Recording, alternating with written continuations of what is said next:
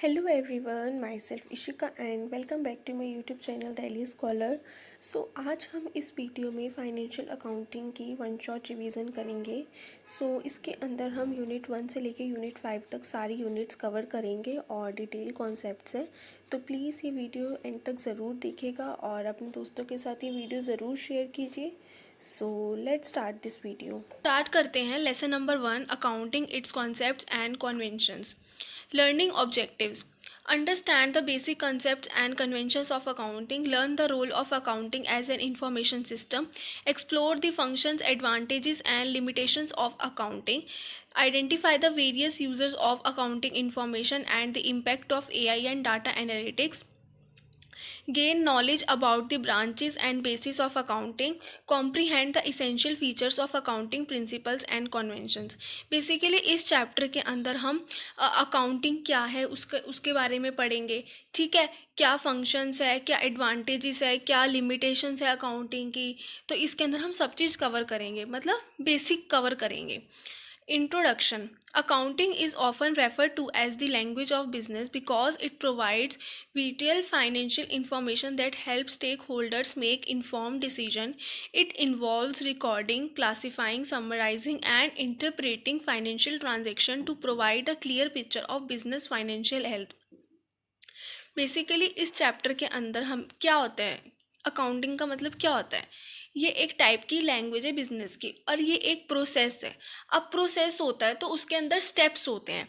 तो इस प्रोसेस के अंदर क्या क्या स्टेप्स है, रिकॉर्डिंग, क्लासीफाइंग, समराइजिंग एंड ये फाइनेंशियल ट्रांजेक्शन को रिकॉर्ड करता है, क्लासीफाइंग करता है, समराइज करता है और इंटरप्रिटेट करता है, जिससे क्लियर पिक्चर हमें नज़र आए क्या बिजनेस का फाइनेंशियल पोजीशन है। ठीक है, तो ये हमें बेसिकली फाइनेंशियल पोजीशन में समराइज करने में हेल्प करता है।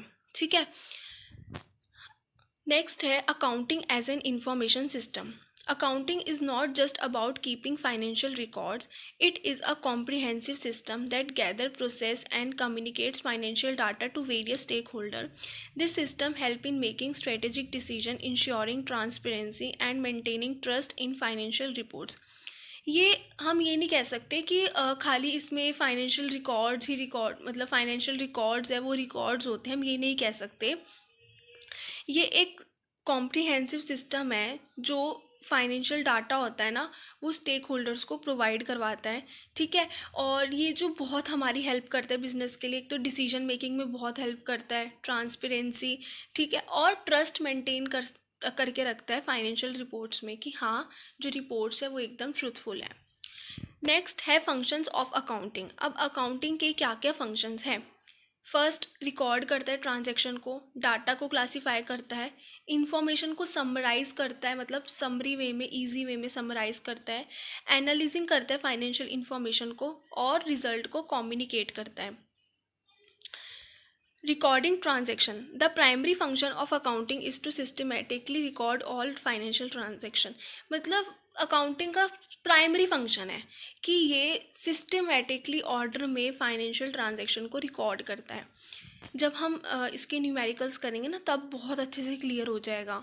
Transactions are categorised into appropriate accounts helping in the organisation of financial information.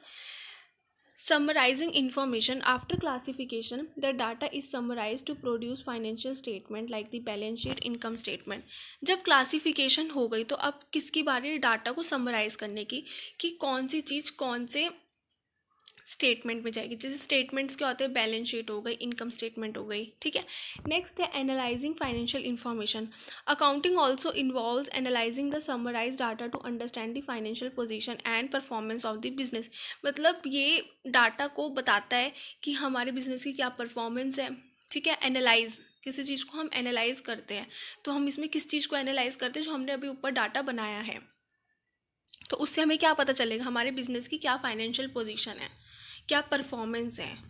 Communicating result: जब बिल्कुल हो गई हर चीज़, फिर हम इंफॉर्मेशन को कम्युनिकेट करेंगे स्टेक होल्डर्स के साथ, जिसमें हेल्प होगी डिसीजन मेकिंग में।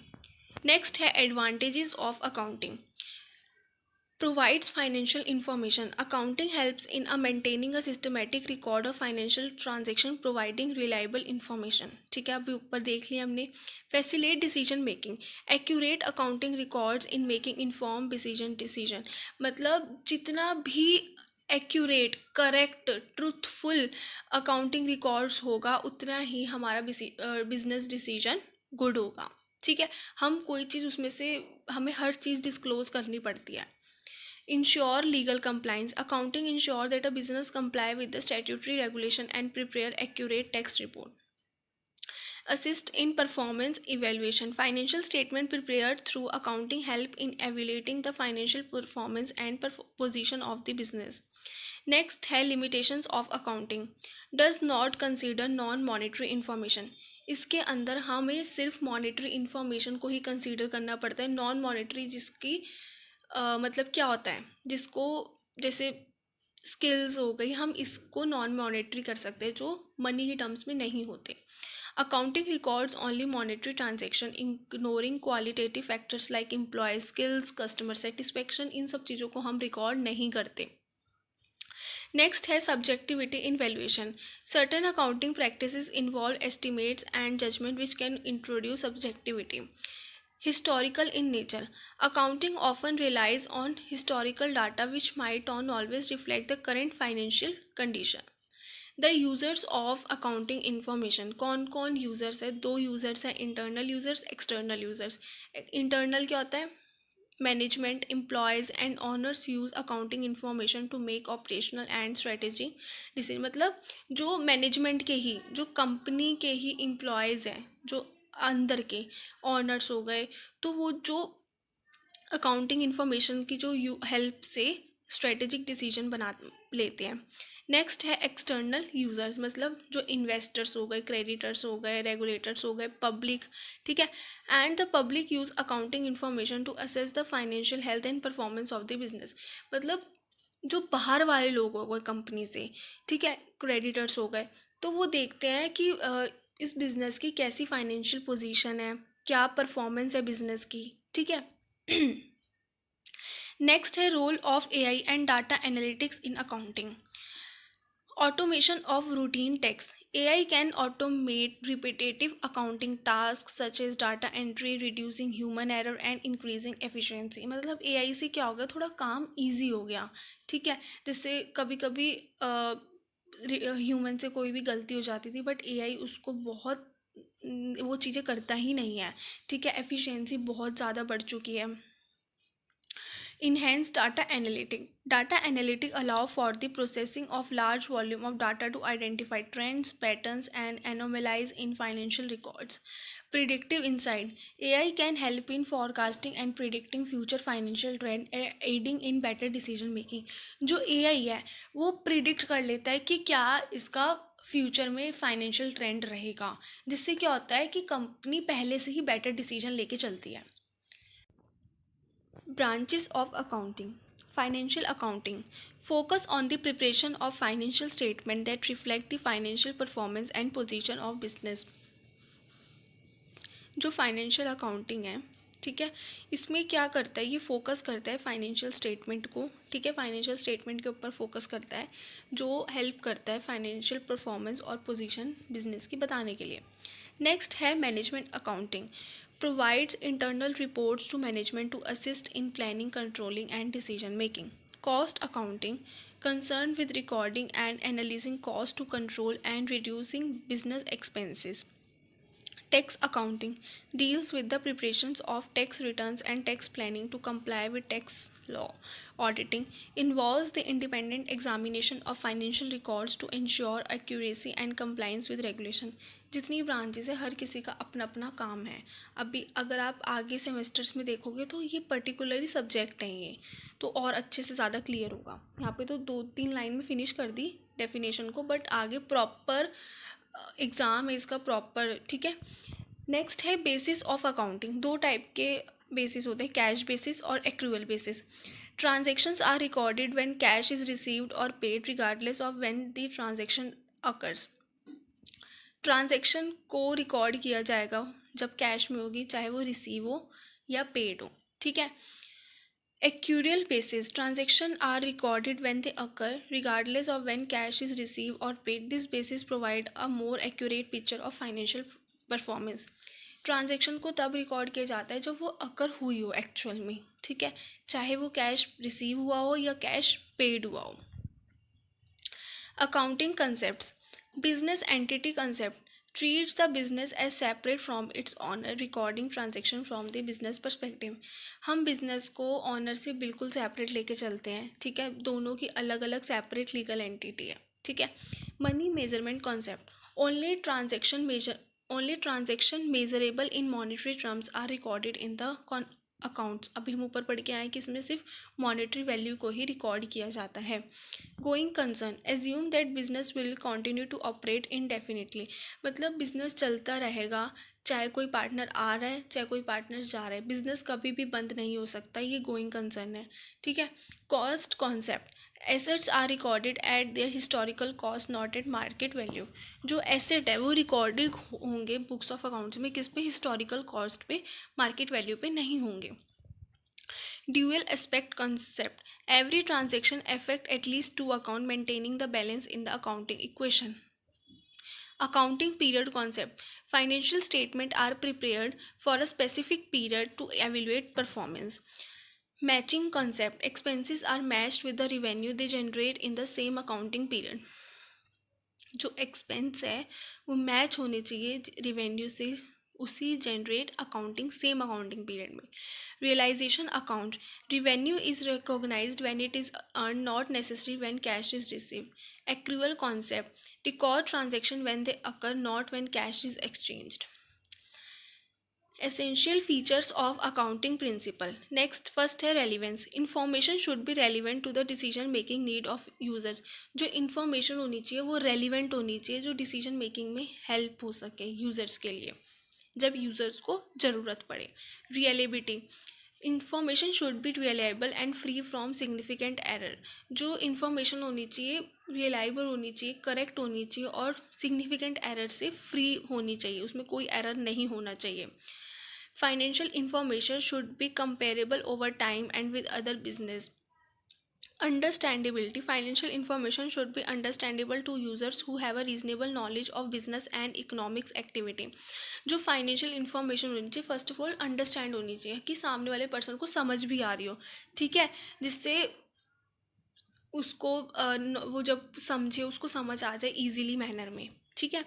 नेक्स्ट है accounting conventions.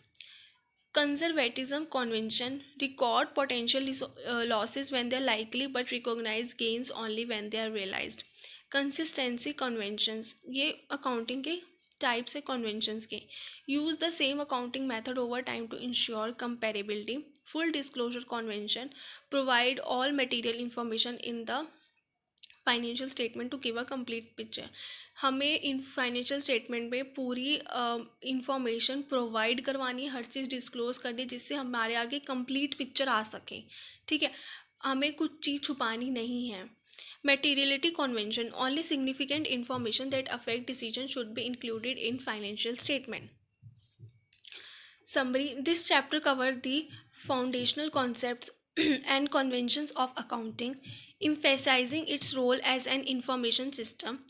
It introduces the functions, advantages, and limitations of accounting along with different branches and basis of accounting. The essential features of accounting principles and the key accounting conventions are also discussed, providing a comprehensive understanding of the object. इस chapter में अभी हम ऊपर पढ़ के आए तो वही समरी में इन्होंने लिख दिया कि हम advantages, limitations, functions, branches, basis, यही सब है, तो ये इन शॉर्ट समरी में बता रखा है. तो यहाँ हमारा ख़त्म होता है चैप्टर नंबर 1. सो अब स्टार्ट करते हैं हम lesson number 2 accounting standard. By the end of this section, you should be able to understand the purpose and significance of accounting standard. क्या purpose है accounting standard का, क्या importance है. Explain the utility and necessity of accounting standard in financial reporting. Describe the process and significance of forming accounting standard in India. Outline the procedure for preparing and propagating accounting standard. Understand the structure, functions, and importance of the accounting standard board. Recognize the role of accounting standard in audited financial statements and compliance requirements. Introduction. Accounting standards are established norms or guidelines for financial accounting and reporting. They serve as a benchmark for the preparation of financial statement, ensuring consistency, reliability, and comparability across different entities. These standards are vital in maintaining the integrity and transparency of financial information, which is crucial for stakeholders like investor, creditors, and regulators. Basically accounting standard एक type का guidelines है जो financial accounting और reporting में help करती है, ठीक है। और ये जो स्टैंडर्ड है ये मेंटेन करके रखते हैं इंटीग्रिटी, ट्रांसपेरेंसी फाइनेंशियल इन्फॉर्मेशन में। गाइडलाइंस है तो सब उसी के मुताबिक फॉलो होगा, ठीक है। और ये किसके लिए क्रूशल होती है? स्टेक होल्डर्स के लिए, इन्वेस्टर्स के लिए, क्रेडिटर्स के लिए एंड रेगुलेटर्स के लिए। नेक्स्ट है यूटिलिटी ऑफ अकाउंटिंग स्टैंडर्ड। क्या ज़रूरत है? Ensuring informative uniformity. They provide a consistent framework for accounting practices, making it easier to compare financial statement across different organization. पहली चीज़ ये प्रोवाइड करती है हमें कंसिस्टेंट फ्रेमवर्क, ठीक है, जिससे हम इजीली अपनी फाइनेंशियल स्टेटमेंट को कंपेयर कर सकते हैं अदर ऑर्गेनाइजेशन के साथ, ठीक है। In enhancing transparency by following standardize accounting procedures, companies present clear and understandable financial information. अगर हम फॉलो कर रहे हैं एकदम स्टैंडर्डाइज अकाउंटिंग प्रोसीजर को, ठीक है, अगर हमने कोई चीज़ एक्यूरेट तरीके से फॉलो करी है तो कंपनी को अपनी अंडरस्टैंडेबल क्लियर फाइनेंशियल इंफॉर्मेशन दिखेगी, ठीक है। अगर हमने उल्टी सीधी चीज़ें लिख दी तो ना वो हमें क्लियर होगी ना वो हमें समझ आएगी, ठीक है। तो ट्रांसपेरेंसी के लिए भी बहुत इसलिए इम्पोर्टेंस है क्योंकि ट्रांसपेरेंसी मेंटेन करके रखता है। Boosting stakeholder confidence, investor, creditors, and other stakeholders can make informed decision based on reliable and comparable data. जो इन्वेस्टर्स होते हैं, क्रेडिटर्स होते हैं, स्टेक होल्डर्स होते हैं, वो अच्छा डिसीजन ले पाते हैं जब उनके पास ये रियलेबल और डाटा गुड डाटा होता है। Facilitating regulatory compliance, companies adhering to these standards are more likely to comply with legal and regulatory requirements. Resolving conflicts, standards provide a common language and guidelines, reducing misunderstanding and dispute between the parties involved in financial reporting. जो standard है, ठीक है, accounting standard है, ये हमें एक common language provide करवाता है, कॉमन गाइडलाइंस प्रोवाइड करवाता है, जिससे जो मिसअंडरस्टैंडिंग हो जाती है या कभी कभी डिस्प्यूट हो जाता है तो उसको रिजॉल्व करवाने में हमारी हेल्प करता है। Accounting standard in India, in India accounting standard are formulated by the accounting standard board. जो इंडिया के अंदर जो अकाउंटिंग स्टैंडर्ड किसने फॉर्मुलेट किया था, कौन से बोर्ड ने करा था? Accounting standard board, which was established by the ICAI। किसने इस्टेब्लिश किया था? ICAI in 1977। The primary objective of the ASB is to harmonize the diverse accounting practices in the country by developing standards that align with international norms while considering local legal and economic environment, ठीक है। Procedure of preparing accounting standard, क्या procedure है accounting standard को prepare करने का? First, identifying key areas. The ASB first identify area where standardisation is necessary. पहली चीज़ ASB identify करता है वो एरिया को जहाँ पे स्टैंडर्डाइजेशन बहुत ज़्यादा ज़रूरी है। Formation of study groups, experts groups are form to draft standard on specific topic. अब बनाएगा भी तो उसको ही ना, कोई तो उसको ड्राफ्ट करेगा ना, तो उसके लिए एक्सपर्ट ग्रुप को फॉर्म करना पड़ता है स्पेसिफिक टॉपिक पे, ठीक है। कंसल्टेशन विद स्टेक होल्डर की कंसल्टेशन लेना भी बहुत ज़रूरी है। Draft standards are circulated among stakeholder for feedback. जो ड्राफ्ट बनाया है, जो ड्राफ्टिंग रेडी हुई है, वो हम सर्कुलेट करेंगे स्टेक होल्डर्स को कि आप बताओ इसमें क्या कमी पेशी है कोई, ठीक है, अपना फीडबैक दो हमें, कोई गलती होगी तो सुधारेंगे हम उसको। Exposure draft, a formal draft is release to the public for comment. फिर वो जो फॉर्मल ड्राफ्ट हो जाता है वो हम रिलीज़ कर देते हैं पब्लिक के कमेंट्स के लिए कि अब आप अपने कमेंट्स बताओ इसमें क्या चीज़ है, गलती है क्या, बढ़िया है, अपनी फीडबैक दो, क्योंकि फीडबैक बहुत ज़्यादा ज़रूरी होता है। फिर नेक्स्ट स्टेप आता है finalization. Based on feedback the standard is revised and finalized. Feedback आ गया तो जो चीज़ उसमें जो स्टैंडर्ड में रिवाइज़ करनी होगी तो कर देंगे, फिर देन उसको फाइनलाइज कर देंगे, फिर हम अप्रूवल ले लेंगे आईसीआई की। तो हमारा एक the finalise standard is submitted to the ICI council for approval and adoption. फिर हमारा स्टैंडर्ड बन जाएगा, फिर हम सबमिट कर देंगे आईसीआई को, तो उससे हमारी अप्रूवल आ जाएगी। ठीक है। नेक्स्ट है propagation of accounting standard. To ensure widespread adoption, accounting standards are propagated through publication. Standards are published in the ICAI General and other relevant media. जो स्टैंडर्ड है वो कहाँ पे पब्लिश होते हैं? आईसीआई का जनरल होता है वहाँ पे, और कुछ रेलिवेंट मीडिया होते हैं वहाँ पे भी, जो एजुकेशनल से रिलेटेड होते हैं। नेक्स्ट है educational programme. ICI conduct workshop, seminar and training session to educate professional about the standard. ICI workshop conduct करता है, सेमिनार्स करता है, ट्रेनिंग सेशन लेता है, जिससे हम अपने प्रोफेशनल को बहुत ज़्यादा एजुकेट कर पाएँ और अपने स्टैंडर्ड के बारे में उन सबको बता पाएँ। Collaboration, continuous dialogue with educational institution, industry and regulatory body to ensure the standards are well understood and implemented. Awards and recognition. ICI awards company the best comply with accounting standard, promoting adherence through recognition. Awards मिलते हैं जो आप लोगों ने standard बनाए, ठीक है, तो आईसीआई देता है। Preface to the statements of accounting standard. The preface to the accounting standard outline the purpose, scope, and procedure for the issuance of standard. It serves as a guide for understanding the principles underlying the standard and the process through which they are developed. Formation of accounting standard board.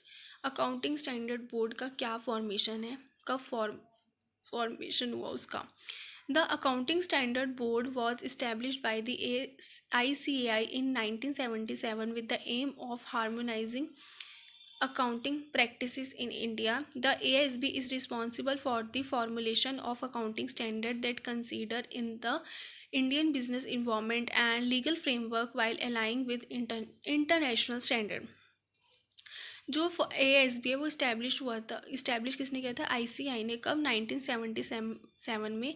इसका क्या M था कि ये जो accounting standard formulate हुए हैं business environment में, इनका कंसीडर हो भी रहा है या नहीं भी हो रहा, ठीक है, लीगल फ्रेमवर्क को देखना। Scope and functions of accounting standard board.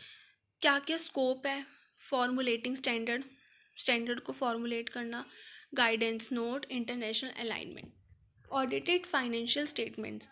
Accounting standards are crucial for the preparation of audit financial statement. जो accounting standard जो क्रूशल है किसके लिए प्रिपेयर करती है? ऑडिट फाइनेंशियल स्टेटमेंट को। They ensure that the financial statement are prepared in accordance with norms, providing a true and fair view of the financial performance and position of an entity. ये ensure करती है कि जो financial statement prepare हुई है उसके अंदर हम ट्रू एंड फेयर व्यू दे रखा है फाइनेंशियल परफॉर्मेंस का, और क्या परफॉर्मेंस है एंटिटी की। Scope of accounting standard. Accounting standards are designed to cover a wide range of accounting issues, providing guidance on the recognition, measurement, presentation, and disclosure of financial information. They are applicable to all companies and industry unless specifically exempted. जो accounting standard है वो हर किसी company पे applicable होगा, हर किसी industry पे applicable होगा, जब तक वो स्पेसिफिकली एग्जेम्प्ट नहीं होती, ठीक है। अगर वो एग्जेम्प्टेड है कि जी हम कंपनी अकाउंटिंग स्टैंडर्ड को फॉलो नहीं कर सकते, तो उन पे ये एप्लीकेबल नहीं होगा। Procedure for issuing accounting board. क्या क्या प्रोसीजर है अकाउंटिंग स्टैंडर्ड को? अभी हमने ये चीज़ ऊपर पढ़ के ही आए हैं, एक बार देख लेते हैं। इनिशियल ड्राफ्ट करना, एक्सपोजर करना ड्राफ्ट को वही पब्लिक के पास, फिर उनके रिव्यू लेना, फिर देन उसको फाइनलाइज करना, फिर अप्रूवल ले लेना आईसीआई की।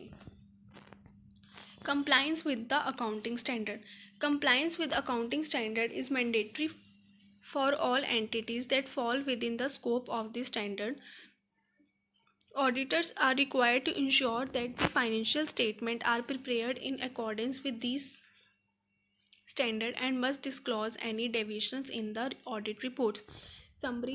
Accounting standards are essential for ensuring consistency, reliability, and transparency in financial reporting. In India, the ICI, through its ASB play a crucial role in development and propagation of these standards. The process of standard setting involves extensive consultation and feedback, ensuring that these standards are both practical and aligned with the global norms. Compliance with these standards is mandatory and they form the foundation for the preparation of audited financial statement. वही जो अभी हम ऊपर पढ़ के आए ASB के बारे में, ठीक है, क्या क्या प्रोसीजर है, तो वही सब के बारे में यहाँ बात की गई है. सो नेक्स्ट चैप्टर है lesson number 3, accounting process. Learning objectives. Understand the importance and purpose of different accounting books. Learn the meaning and process of accounting. Identify and understand the use of subsidiary books. Learn how to record transaction in various books like the purchase books, sale books, and others. Understand the trial balance and its significance in the accounting process. Introduction. Accounting is a systematic process of identifying, recording, classifying, summarizing, and interpreting financial state transaction. This process is essential for business to keep track of the financial activities and to prepare accurate financial statement. The accounting prepares involves various types of book, each serving a specific purpose in recording different kind of transaction. Accounting एक process है जो identify करता है, record करता है, classifying करता है, summarising करता है किसको, फाइनेंशियल ट्रांजैक्शन को, और इंटरप्रिटेट भी करता है. ठीक है, ये प्रोसेस बहुत ज़्यादा ज़रूरी है बिजनेस के लिए क्योंकि ये हमें एक्यूरेट फाइनेंशियल स्टेटमेंट प्रोवाइड करवाता है, प्रिपेयर हो जाती है. Meaning of accounting process. The accounting process refers to the entire sequence of steps from recording financial transaction to preparing financial statement. मतलब ये क्या है, ये एक सीक्वेंस प्रोवाइड करवाता है हमें रिकॉर्ड फाइनेंशियल ट्रांजेक्शन को. जब हम फाइनेंशियल स्टेटमेंट प्रिपेयर करते हैं तो हमें इस स्टेप्स को सीक्वेंस फॉलो करना पड़ता है. तो क्या क्या स्टेप्स है अकाउंटिंग प्रोसेस के. Identifying transaction. पहली चीज़, ट्रांजेक्शन को आइडेंटिफाई करो. Recognise economic events that need to be recorded. Recording transaction. फिर हमें करनी है ट्रांजेक्शन को record. Making entries in the journal which is the first book of entry. हमें एंट्रीज करनी है जनरल के अंदर. ठीक है, अभी हम आगे पढ़ेंगे कि जनरल क्या होता है. जो हमारी फर्स्ट बुक ऑफ एंट्री होती है, जब हम सबसे पहले हम अपनी बुक में एंट्री करते हैं, फिर हमें उसको लेजर के अंदर पोस्ट करना है. जो transferring journal entries to the respective ledger account. अलग अलग टाइप के रिस्पेक्टिव लेजर अकाउंट्स होते हैं. पहले हमें जनरल में लिखना है, देन उसके बाद जो हमने उसके अंदर एंट्रीज लिखी है फिर हम उसको ट्रांसफ़र करना है लेजर के अंदर, एक एक एंट्री को. ठीक है, फिर हमें लेजर के बाद प्रिपेयर करना है ट्रायल बैलेंस को. जो हमने लेजर अकाउंट्स बनाए हैं उसको समराइज़ करना है. ठीक है, इंश्योर करना है कि वो सब चीज़ बैलेंस है या नहीं है. हमें फिर एडजस्टिंग करनी है एंट्रीज़ को. Making necessary adjustment for accruals and difference. ठीक है, फिर हमें एंड में प्रिपेयर करना है फाइनेंशियल स्टेटमेंट में क्या क्या आता है, जैसे इनकम स्टेटमेंट आ गया, बैलेंस शीट आ गया और कैश फ्लो आ गया. फिर हमें एंट्री को क्लोज कर देना है. Closing temporary accounts to the start new accounting periods. Detailed content in subsidiary books. Subsidiary books are specialized journal used to record particular types of transaction. They help in organizing and managing the financial records by categorizing transaction. The main types of subsidiary books includes क्या क्या types है. Purchase book, sale books, purchase return book, sales return book, bills receivable, cash book. Purchase books में क्या record होगा, record all credit purchases of good. ठीक है, जो हमने गुड्स को परचेज किए क्रेडिट में उसको हमें सारा रिकॉर्ड करना है. Sales book records all credit sales of good. जितने भी हमने सेल्स करी हैं गुड्स की उसको हमें सब रिकॉर्ड करना है उस बुक के अंदर, सेल्स बुक के अंदर. Purchase return book records all return of purchase goods. Sales return books records all return of sold books. Bills receivable book record all bill receivable accepted by debtors. Cash book record all cash transaction both receipt and payment. हमें cash book के अंदर सारी cash transaction को record करना है जो receipt हुई है और जो हमने पेमेंट करी है. अब फर्स्ट क्या है, purchase book. The purchase book, also known as the purchase journal, is used to record all credit purchase of goods. ठीक है, इसके अंदर हम सारे क्रेडिट परचेज ऑफ गुड्स को रिकॉर्ड करते हैं. इसके अंदर कैश परचेजेस इंक्लूड नहीं होता. ठीक है, इसके अंदर which are recorded in the cash book, वो रिकॉर्ड होता है कैश बुक के अंदर. कैश परचेजेस कहाँ पे रिकॉर्ड होता है? कैश बुक के अंदर. अब फॉर्मेट देख लेते हैं. पहले आएगी डेट, देन आएगा सप्लायर्स नेम, फिर इनवॉइस नंबर, फिर लेजर फोलियो, फिर अमाउंट. ठीक है, अगर आपको चाहते हैं कि आपको इसका फॉर्मेट चाहिए परचेज बुक का, तो आप प्लीज़ कमेंट में लिख देना. तो मैं आपके लिए इसकी भी एक वीडियो प्रोवाइड करवा दूँगी कि हर किसी बुक के क्या क्या फॉर्मेट्स होते हैं, तो आपके लिए और इजी हो जाएगा. नेक्स्ट है sales book. The sales book और sale journal record all credit sales of goods. इसके अंदर क्या क्या रिकॉर्ड होगा? जितनी भी क्रेडिट सेल्स ऑफ गुड्स हैं वो सारी रिकॉर्ड हो जाती है. इसके अंदर कैश सेल्स इंक्लूड्स नहीं होती.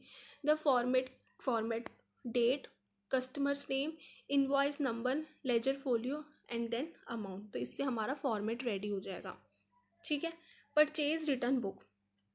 The purchase return book, also known as the return outward book, records the return of goods that were previously purchased on credit. The format of the purchase return book: date, supplier's name, credit note number, ledger folio, amount. ये format होता है. Sales return book. The sales return books or return inward books record the return of goods that were previously sold on credit, जो हमने पहले ही sold कर दी credit पे. अब format क्या होगा? Date, customer name, credit note number, ledger folio and then amount. Bill receivable book. The bill receivable book records the details of bills receivable accepted by the business debtors. Format क्या है? Date, name of debtor, bill number, ledger folio, amount and due date. Cash book. Cash book क्या है? Is a financial journal जिसके अंदर हम सारे receipt और payment को रिकॉर्ड करेंगे, और इसके अंदर बैंक डिपॉजिट और विड्रॉल्स भी इंक्लूड है. अब फॉर्मेट, कैश बुक थोड़ी इंपॉर्टेंट होती है तो इस पर आप बहुत ज़्यादा फोकस करिए. इसमें क्या क्या, इस फॉर्मेट में क्या क्या इंक्लूड्स होते हैं कॉलम्स में? Date, particulars, ledger folio, cash receipts, cash payments, bank receipts, bank payment and then balance. Cash book, cash and discount column. अब इसमें क्या आ गया? कैश और का भी कॉलम आ गया और डिस्काउंट का भी कॉलम आ चुका है. ठीक है, मतलब वही डिस्काउंट अलाउ, डिस्काउंट रिसीव्ड. तो अभी हम देखते हैं क्या है फॉर्मेट है इसका. Date, particulars, ledger folio, cash receipts, cash payments, discount allow, discount receive and then balance. Next है triple column cash books. The triple column bag book includes, इसके अंदर 3 कॉलम्स होते हैं, एक कैश का, एक बैंक का और एक डिस्काउंट्स का. मतलब 3 कॉलम बनाए जाते हैं और उसके अंदर ये सब चीज़ें इंक्लूड्स होती हैं. पहले date, particulars, ledger folio, cash receipts, cash payments, फिर बैंक रिसिप्ट, फिर बैंक पेमेंट्स, फिर discount allowed, discount received and then balance. Petty cash books. Petty cash book जो स्मॉल, छोटी छोटी जो डेली के ट्रांजेक्शन होते हैं ना, तो हम उसके लिए पेटी कैश बुक बनाते हैं कि जो छोटी मोटी जो डेली के एक्सपेंसेस हैं उनको रिकॉर्ड करने के लिए, जैसे कि स्टेशनरी का सामान हो गया, पोस्टेज हो गई, और माइनर जो रिपेयरेंस हो जाती है कभी कभी बिजनेस के अंदर, उसके लिए. तो इसके अंदर क्या आएगा? Date, particulars, voucher number and then amount. Trial balance. The trial balance is a statement that lists all ledger accounts with their balance at specific point. Trial balance में क्या क्या? लेजर अकाउंट होगा, debit balance and then credit balance. Summary. In summary, the accounting process involves recording financial transaction in various types of books. कौन कौन सी books पढ़ी? Purchase book, sales book, purchase return book, sales return book, और ठीक है हमने इस trial balance के बारे में पढ़ा. तो यही है हमारा छोटा सा चैप्टर. इसके अंदर बताया बेसिकली, इसमें फॉर्मेट दिए गए हैं. अभी जो आगे आएगा वो मेन चीज़ आएगी. ठीक है, अभी तो इनमें छोटा मोटा फॉर्मेट्स के बारे में बता दिए गए कि इसका फॉर्मेट ऐसे होता है, सेल्स बुक का फॉर्मेट ऐसे होता है. ठीक है, अभी प्रॉपर न्यूमेरिकल्स भी आएंगे.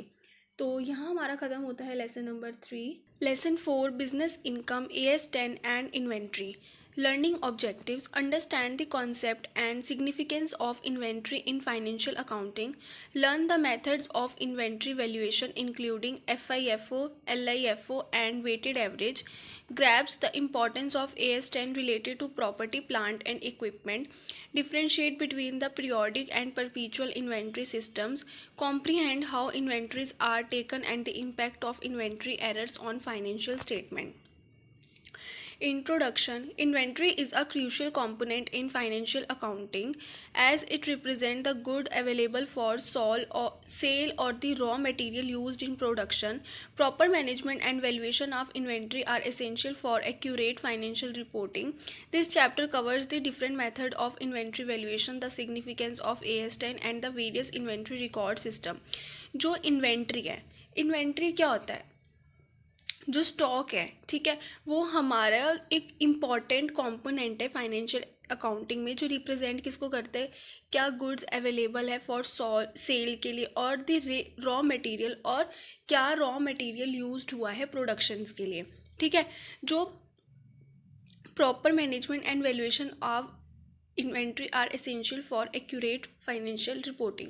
जो प्रॉपर मैनेजमेंट होती है, ठीक है, जो इन्वेंट्री की वैल्यूएशन करते हैं. अब इन्वेंट्री है एक टाइप का एसेट्स कह सकते हैं हम, ठीक है, प्लांट एंड मशीनरी, इक्विपमेंट, ठीक है. तो जब हम फाइनेंशियल रिपोर्टिंग करेंगे तो उसके लिए भी बहुत ज़्यादा ज़रूरी है, ठीक है. और इस चैप्टर में बहुत सारी इन्वेंट्री वैल्यूएशंस को कवर कर रखा है. AS10 की क्या इंपॉर्टेंस है, ठीक है. नेक्स्ट है business income. Business income refers to the profit earn by a company through its operations. Business income क्या होता है कि कंपनी ने क्या प्रॉफिट अर्न करे हैं अपने ऑपरेशंस करके, मतलब अपने जो अपना जो टारगेट है, ठीक है, उनको उसको कहते हैं हम बिजनेस इनकम. उससे क्या प्रॉफिट जनरेट हुआ है. Inventory plays a significant role in determining the cost of goods sold. जो इन्वेंट्री है बहुत ज़्यादा इंपॉर्टेंट प्ले रोल करती है जब किसके लिए, जब हम डिटरमाइन करते हैं cost of good sold which in turn affects the business income. और वो किस में अफेक्ट्स हो जाती है, बिजनेस इनकम में. और बिजनेस इनकम अभी बताया कि क्या प्रॉफिट अर्न करा है कंपनी ने अपने काम करके. Accurate inventory valuation is necessary to ensure that the income statement reflect true profitability. हम अगर सही एक्यूरेट और ट्रू इन्वेंट्री वैल्यूएशन निकालेंगे तो जो हमारे इनकम स्टेटमेंट है, ठीक है, वो उसमें एकदम करेक्ट चीज़ें रिफ्लेक्ट करेंगी और ट्रू होगी हर चीज़. AS10 Property, Plant and Equipment. AS10 in an accounting standard that deals with the recognition and measurement of property, plant and equipment. अभी हमने इससे जो पहले वाला यूनिट पढ़ा था उसमें हमने अकाउंटिंग स्टैंडर्ड की बेसिक बात करी थी. तो उसमें से है एक अकाउंटिंग स्टैंडर्ड 10 जो किसको डील करता है, जिसके अंदर किस चीज़ की बात की गई है, recognition and measurement of property, plant and equipment. It is important because these assets are integral to the production process and their valuation impact the overall financial health of the business. Proper accounting for these assets ensure compliance with financial reporting standard. ये जो assets है, ठीक है, ये जो इन्होंने assets दे रखी है, प्रॉपर्टी, प्लांट एंड इक्विपमेंट, ये बहुत ज़्यादा ज़रूरी है, ठीक है. अगर हम इसकी वैल्यूएशन निकालेंगे तो हमें पता चलेगा कि हमारे बिजनेस की कैसी फाइनेंशियल हेल्थ है, क्या फाइनेंशियल है, ठीक है, मतलब बेसिकली परफॉर्मेंस के बारे में पता चलता है. Meaning of inventory. Inventory consist of goods held for sale in the ordinary course of business, raw materials, work in progress and finished goods. जो इन्वेंट्री है उसके अंदर जो गुड्स हैं वो ordinary course of business, raw material, work in progress, ठीक है. और ये 3 में क्लासीफाई हो रखे. रॉ मटेरियल, रॉ मटेरियल क्या होता है, जो बेसिक मटेरियल यूज्ड किया जाता है प्रोडक्शन के लिए, ठीक है. Work in progress, goods that are partially completed. Work in progress कि अभी काम चल रहा है, पूरा नहीं हुआ, मतलब गुड्स आधा कंप्लीट हो चुका है, पूरा कंप्लीट नहीं हुआ. और फिनिश गुड्स मतलब जब गुड रेडी फॉर सेल हो गया कि ठीक है अब गुड्स प्रॉपर तरीके से रेडी है, अब हम इसको बेच सकते हैं. Significance of inventory valuation. Inventory valuation is critical because it affect the cost of goods sale and the ending inventory report on the balance sheet. Inventory valuation क्यों ज़रूरी है? क्योंकि ये अफेक्ट करती है कॉस्ट ऑफ गुड्स सोल्ड पे, ठीक है। और जब हम एंडिंग के इन्वेंट्री रिपोर्ट बनाते हैं तो उसमें भी अफेक्ट करती है, तो ये बहुत ज़्यादा ज़रूरी है कि हमें पहले इन्वेंट्री की वैल्यूएशन निकाल देना।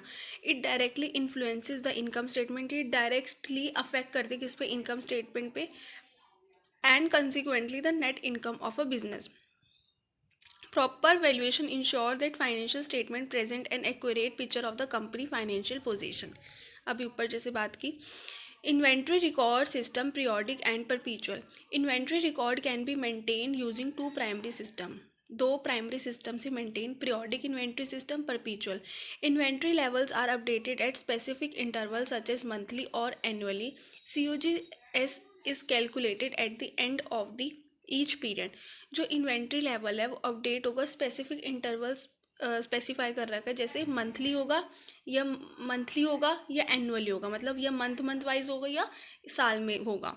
और जो COGS कैलकुलेट करते हैं वो हम एंड में करते हैं पीरियड के.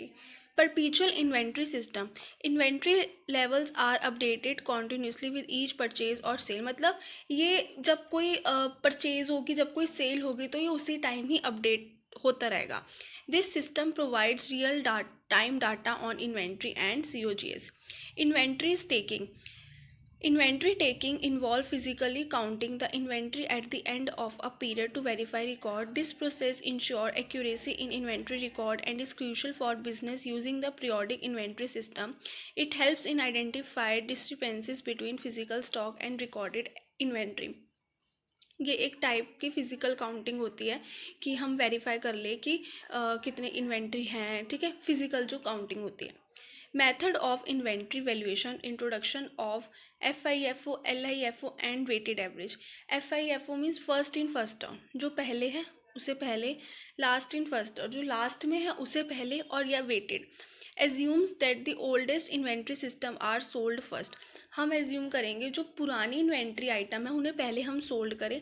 इट रिफ्लेक्ट करंट कॉस्ट, इससे क्या होगा कि हमें करंट कॉस्ट मिलेगी एंडिंग इन्वेंट्री.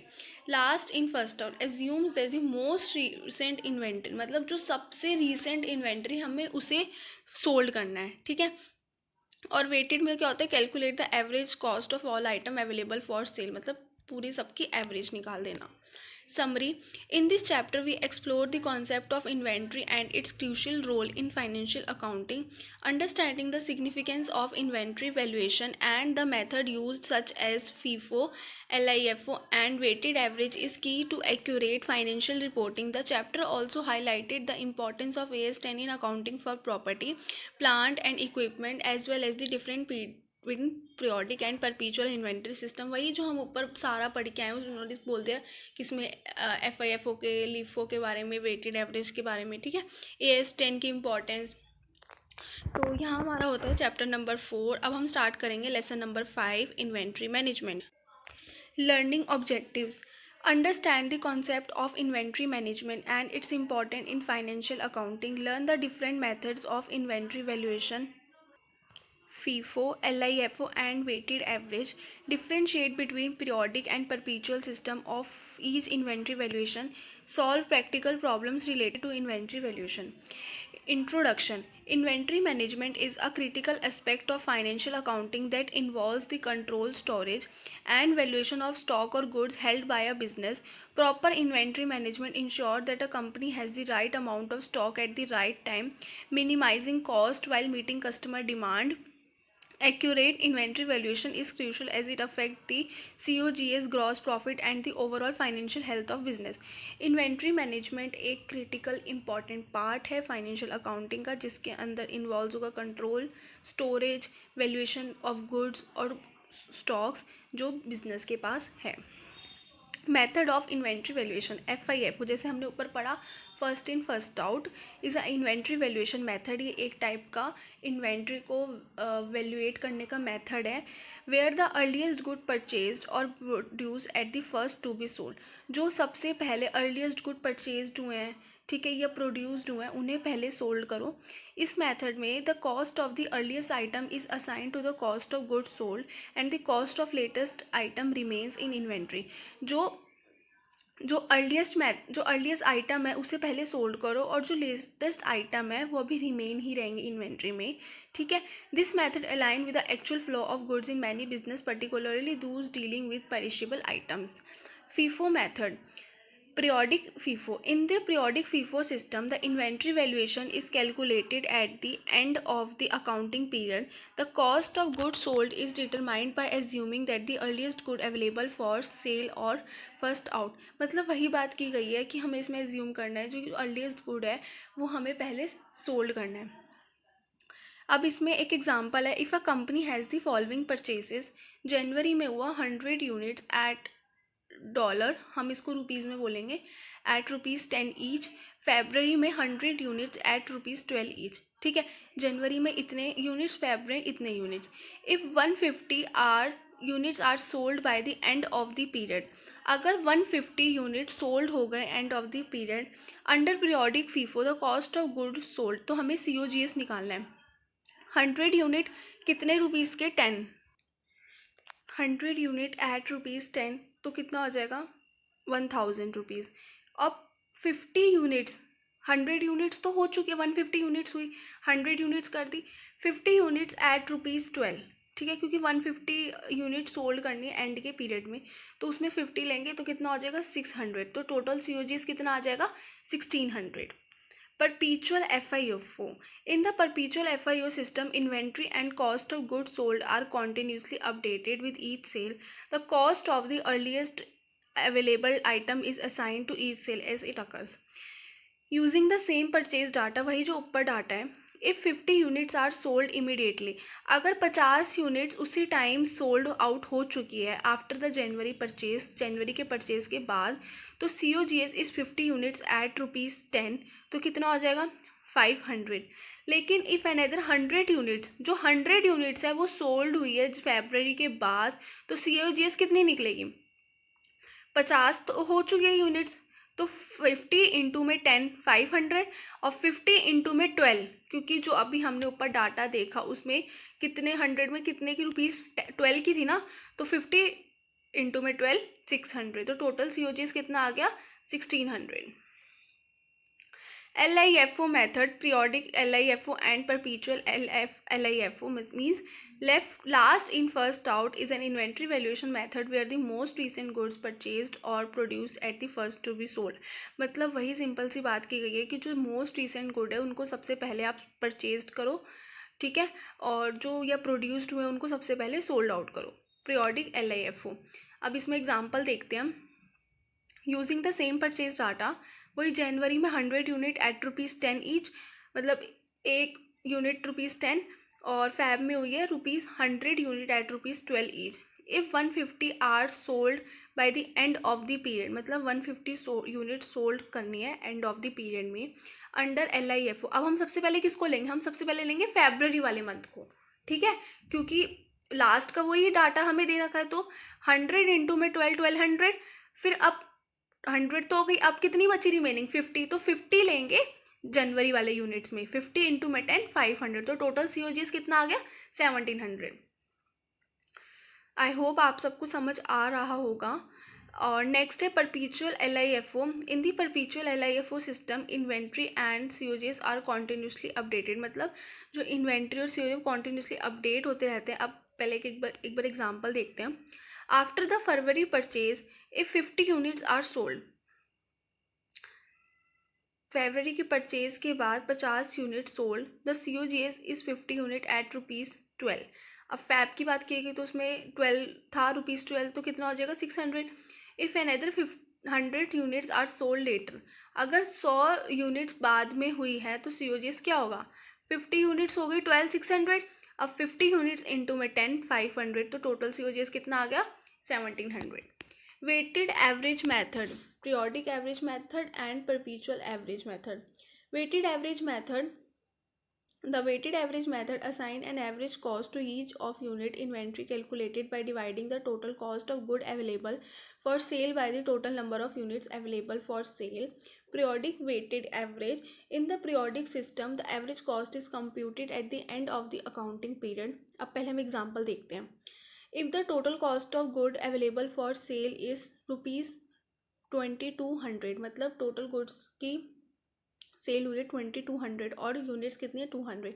तो एवरेज कॉस्ट तो पर यूनिट निकाल लेंगे, कितना आएगा 2200 डिवाइड बाई 200, तो पर यूनिट कितना आ गया 11 पर यूनिट। ठीक है, मैं डॉलर की जगह आपको रुपीज़ कर, क्योंकि डॉलर में ना समझ आए तो रुपीज़ में थोड़ा समझने में ईजी होता है।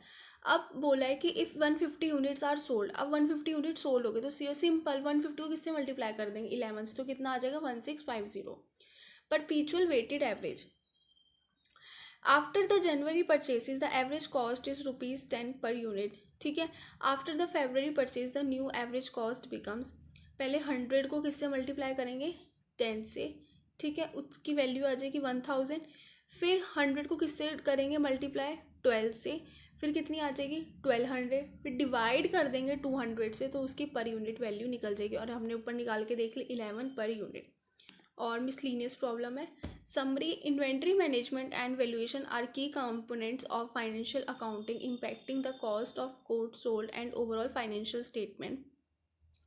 The FIFO, LIFO and weighted average method each offer different approaches to valuing inventory depending on the nature of the business and the type of goods sold. Understanding these methods and their application is essential for accurate financial reporting. So जो अभी हम ऊपर पढ़ के आए हैं उसमें यही सब जो बताया है कि FIFO कैसे, LIFO कैसे, परपीचुअल, वेटेड एवरेज। ठीक है, सो यहाँ हमारा ख़त्म होता है। तो लेसन 6 है accounts from incomplete record single entry system.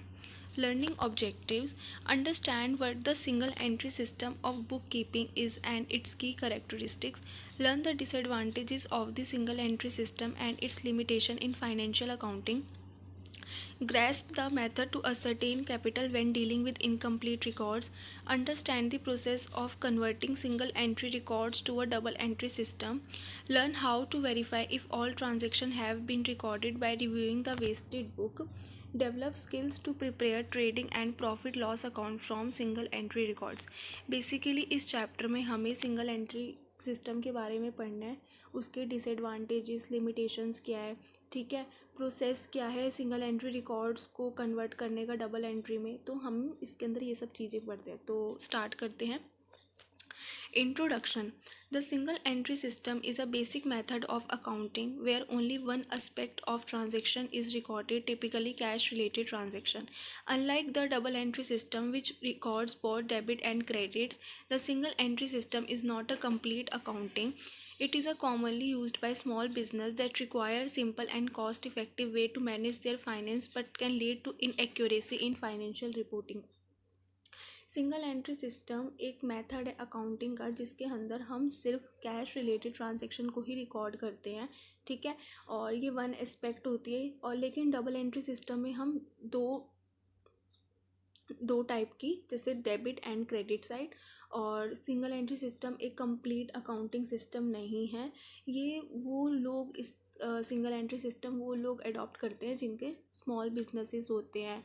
ठीक है, जिनकी कोई सिंपल एकदम इजी ट्रांजेक्शन्स वगैरह होती है, तो वो डबल एंट्री सिस्टम को इग्नोर करते हैं, वो सिंगल एंट्री सिस्टम को ही अडॉप्ट करते हैं। ठीक है, लेकिन इससे क्या होता है कि जो फाइनेंशियल रिपोर्टिंग है उसके अंदर इनएक्यूरेसी रहती है, एक्यूरेसी बिल्कुल नहीं रहती। Meaning and definition of single entry system of book keeping and disadvantages.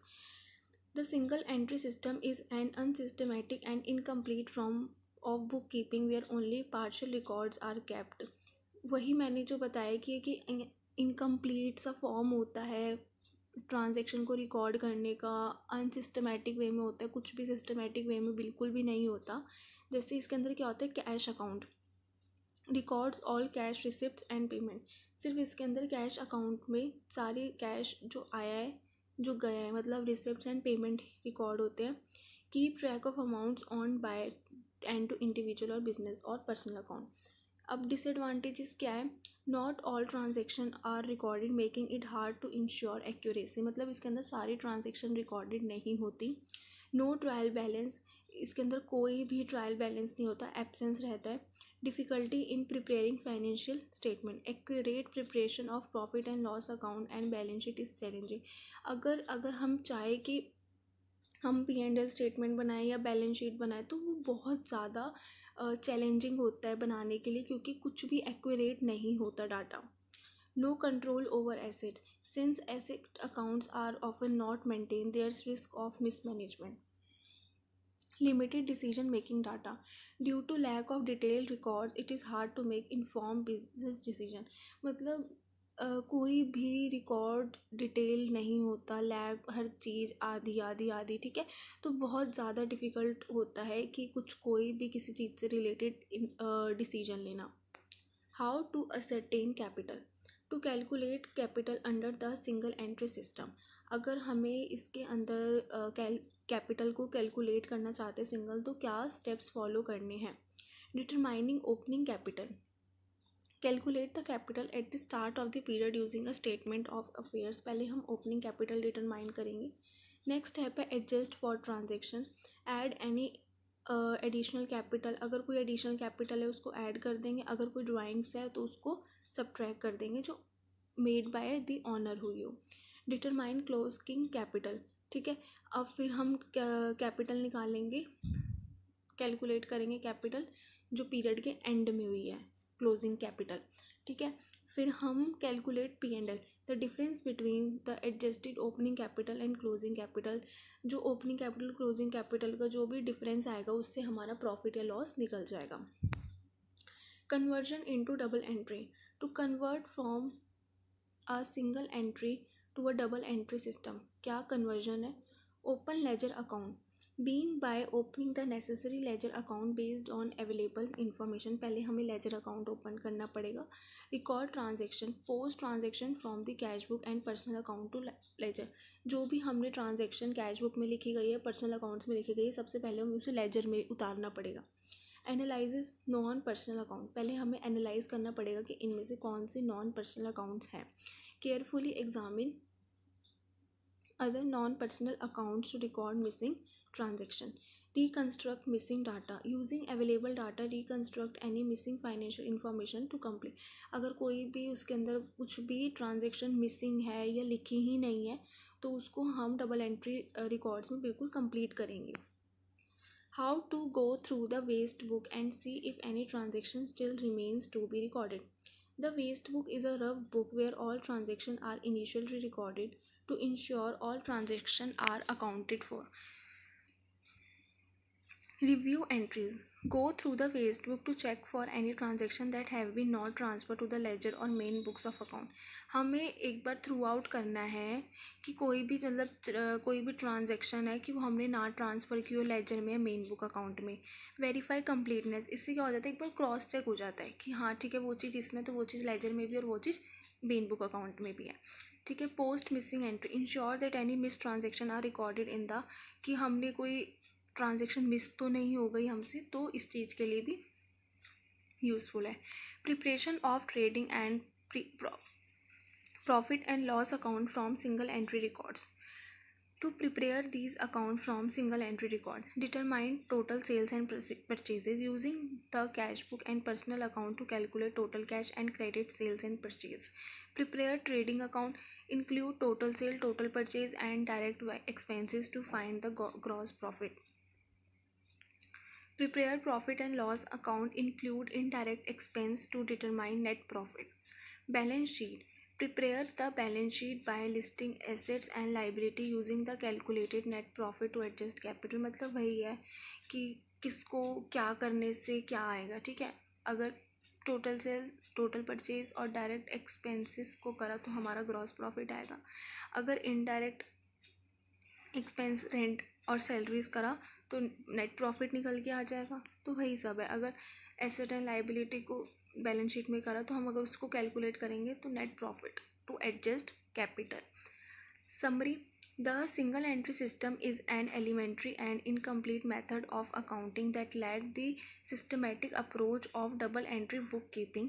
While it may be sufficient for small business, it presents several challenges including difficulties in accurately determining profit or loss and preparing financial statement. Converting to a double entry system provide a more accurate and reliable financial record. वही हम बात करके आए अभी ऊपर की, जो single entry system है वो इनकम्प्लीट मेथड है, ठीक है। और इसमें वो लोग बनाते हैं जो स्मॉल बिजनेसेस होते हैं, लेकिन इसके अंदर बहुत ज़्यादा डिफ़िकल्टी फेस आउट करनी पड़ती है, ठीक है। सो यहाँ हमारा ख़त्म होता है लेसन नंबर 6। सो स्टार्ट करते हैं lesson number 7, final accounts of non for profit organisation. Learning objectives: understand the concept of final accounts for non-for-profit organization, learn the structure and purpose of the receipt and payment account, differentiate between the receipt and payments account and the income and expenditure account, comprehend the process of preparing an income and expenditure account from the receipt and payments account, ठीक है। Basically इस chapter में हमें concept पढ़ना है एक NPO का, ठीक है, और क्या स्ट्रक्चर है रिसिप्ट एंड पेमेंट अकाउंट का, क्या पर्पस है इसका, और डिफ्रेंशिएट बिटवीन करना है कुछ 3-4 अकाउंट के बीच में, ठीक है। और क्या प्रोसेस है प्रिपेयरिंग अकाउंट्स, जैसे income and expenditure account, receipts and payment account. Introduction: non for profit organisation such as clubs, societies and charities operates to serve a specific social, culture or charitable purpose rather than to make a profit. Although these organizations do not aim for profit, they must still maintain accurate and complete records of their financial transaction. The final accounts of non-for-profit organization help in understanding their financial position and performance over a period of time. Basically जो NPO एक organisation है जिसके अंदर क्या क्या होता है, clubs होती हैं, सोसाइटीज़ होते हैं, चैरिटीज़ होते हैं। इनका क्या होता है कि जैसे डोनेट वगैरह करना, ठीक है, इनका प्रॉफिट का मेन पर्पस नहीं होता, ठीक है। ये चैरिटी में करते, जैसे किसी भी आप मान लो कोई सोसाइटी में कर दी, कोई रिलीजन कम्युनिटी में कर दी, ठीक है, ऐसे करके चैरिटीज़ करते हैं। इनका कोई इन ऑर्गेनाइजेशन का कोई एम नहीं होता कि इन्हें प्रॉफिट अर्न करना है, ठीक है। और ये अकाउंट इसलिए बनाते हैं कि एक्यूरेट और कंप्लीट रिकॉर्ड्स चाहे फाइनेंशियल ट्रांजैक्शन की, ठीक है, और इन्हें पता चले कि क्या परफॉर्मेंस है, क्या फाइनेंशियल पोजीशन है। Meaning of final accounts of non for profit organisation: final account of non for profit organisation refer to the financial statement prepare at the end of accounting period. Final accounts of NPO जो refer करते हैं financial statement, वो prepare होंगे जब accounting का ending period होगा। इसमें क्या क्या स्टेटमेंट इंक्लूड है, क्या क्या है: receipt and payment account, a summary of cash transaction during the account period, क्या क्या कैश ट्रांजेक्शन हुई उस पीरियड के बीच में। इनकम एंड एक्सपेंडिचर अकाउंट, ये सिमिलर है, जैसे P&L अकाउंट होता है वैसे ही सिमिलर है। इसमें सारे हम इनकम और एक्सपेंसेस जो जो पीरियड में उसको हम रिकॉर्ड करेंगे। Balance sheet, a statement of the financial position of the organisation on a particular date. The final accounts help the organization to present a clear picture of its financial activities and the state of its finance to its stakeholders. मतलब final accounts है वो हमें एक picture दिखाते, clear picture दिखाते हैं कि आपके बिजनेस की या आपके ऑर्गेनाइजेशन की ये पिक्चर है, ठीक है। Receipts and payment account. The receipt and payment account is a summary of all cash receipts and payments made by the organization during a particular period using a financial year. This account is similar to a cash book and includes all receipts and payment irrespective of whether they pertain to the current period, past period और future period. Receipt payment account में हम सारी cash की जितनी भी receipts, cash आया है गया है, वो हम सारी लिखते हैं उस पीरियड में जो हुआ है उस अकाउंट्स के अंदर। Broad nature, it is summary of cash and bank transaction, ठीक है। No distinction between capital and revenue, सारे जितने भी कैपिटल और रिवेन्यू आइटम्स हैं उनको हम रिकॉर्ड करेंगे। ये स्टार्ट होता है ओपनिंग कैश या बैंक बैलेंस से और एंड होता है क्लोजिंग बैलेंस से। If a club received 10,000 from membership fees, spent rupees 4,000 on sports equipment and an opening balance 2,000, the receipt and account summarized showing a closing balance 8,000. इसमें इन्होंने account बना के नहीं दिखाया, इन्होंने स्टेटमेंट में ही करके दिखा दिया। Difference between the receipt and payments account and income and expenditure account, receipt and payment account में नेचर क्या है, कैश बेस्ड समरी जिसमें सारे रिसिप्ट और पेमेंट्स होंगे। Period covered can include items, इसके अंदर पास्ट प्रेजेंट फ्यूचर पीरियड्स के कोई भी आइटम्स इंक्लूड कर सकते हैं, ठीक है।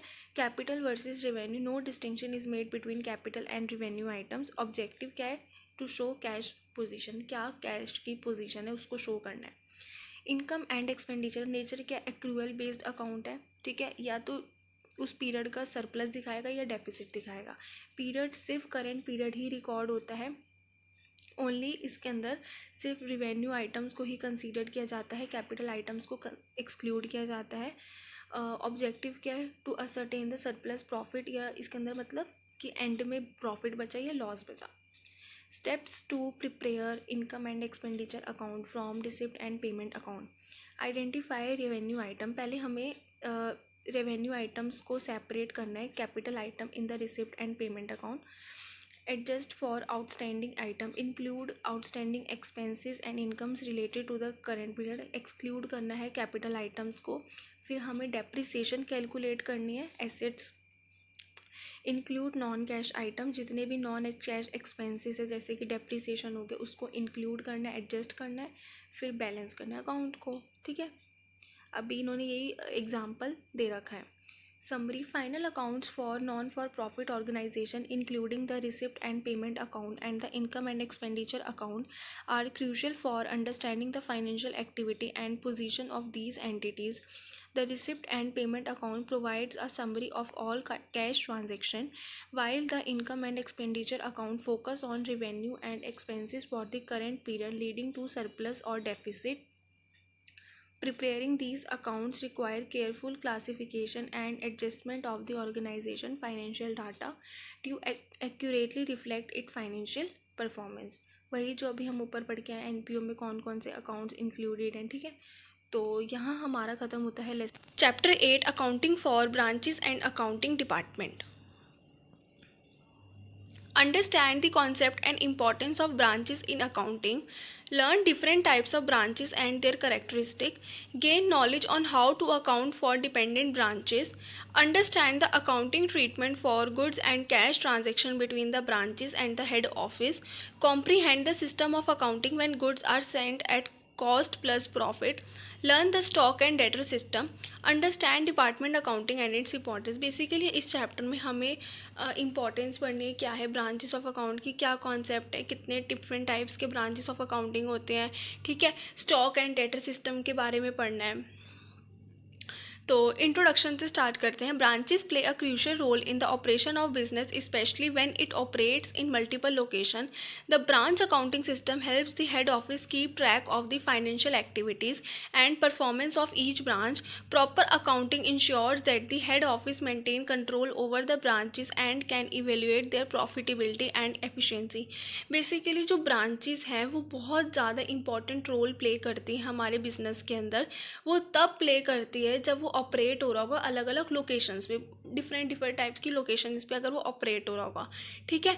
The branch accounting system helps the head office keep track of the financial.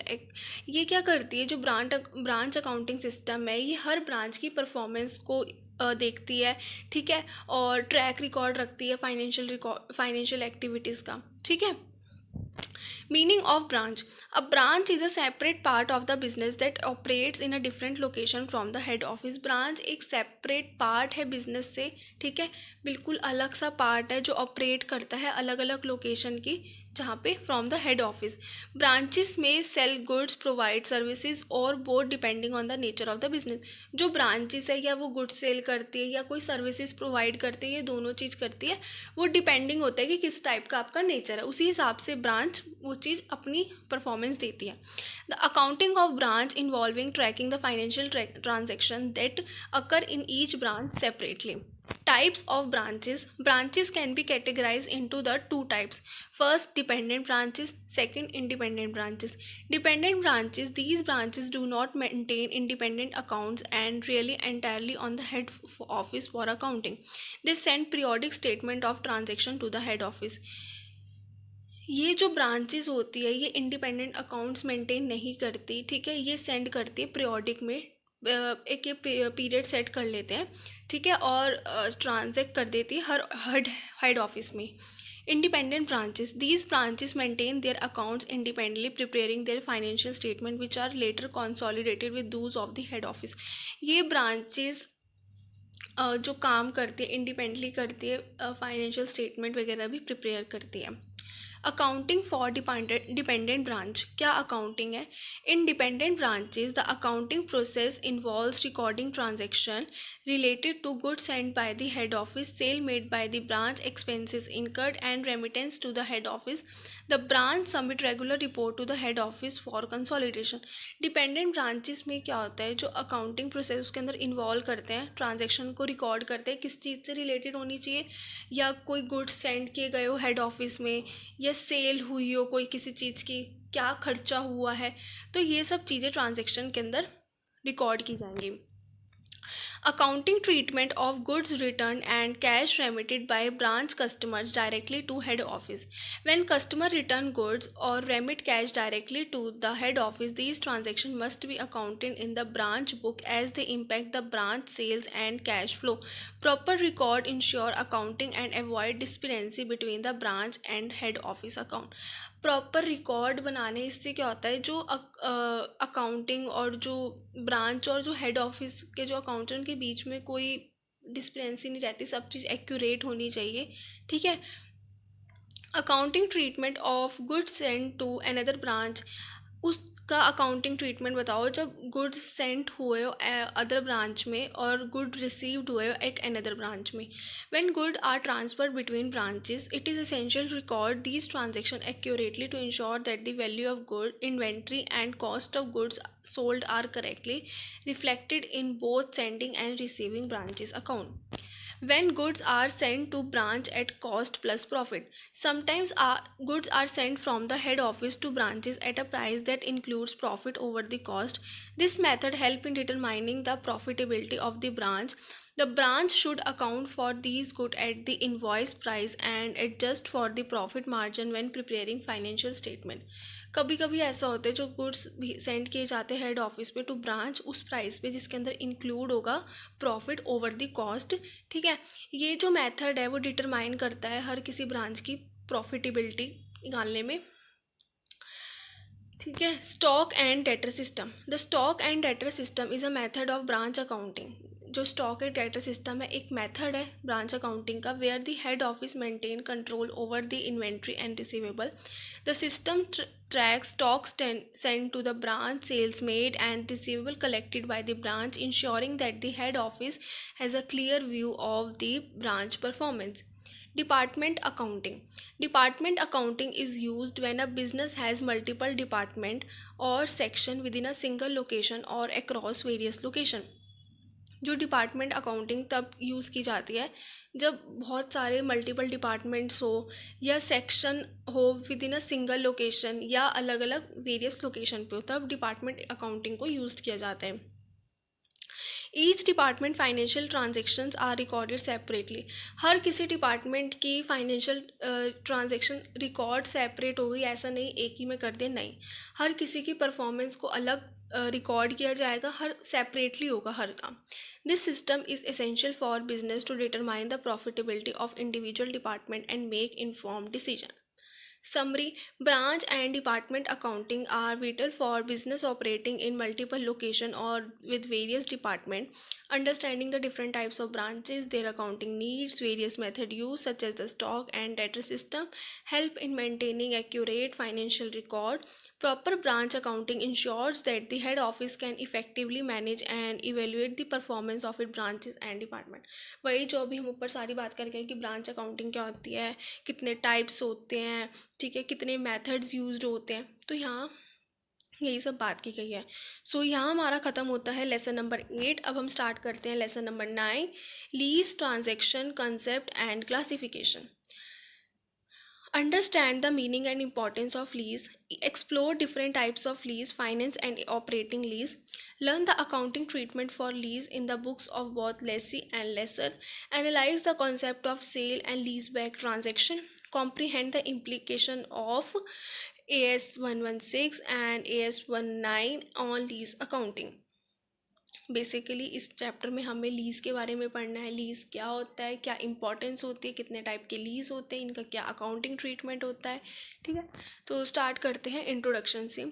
Lease are critical component of financial management, especially for business that require asset but prefer not to purchase them outright. Lease allow for the usage of asset while making periodic payments to the owner. This chapter deals in the types of leases, their accounting treatment, and the relevant accounting standard that govern them.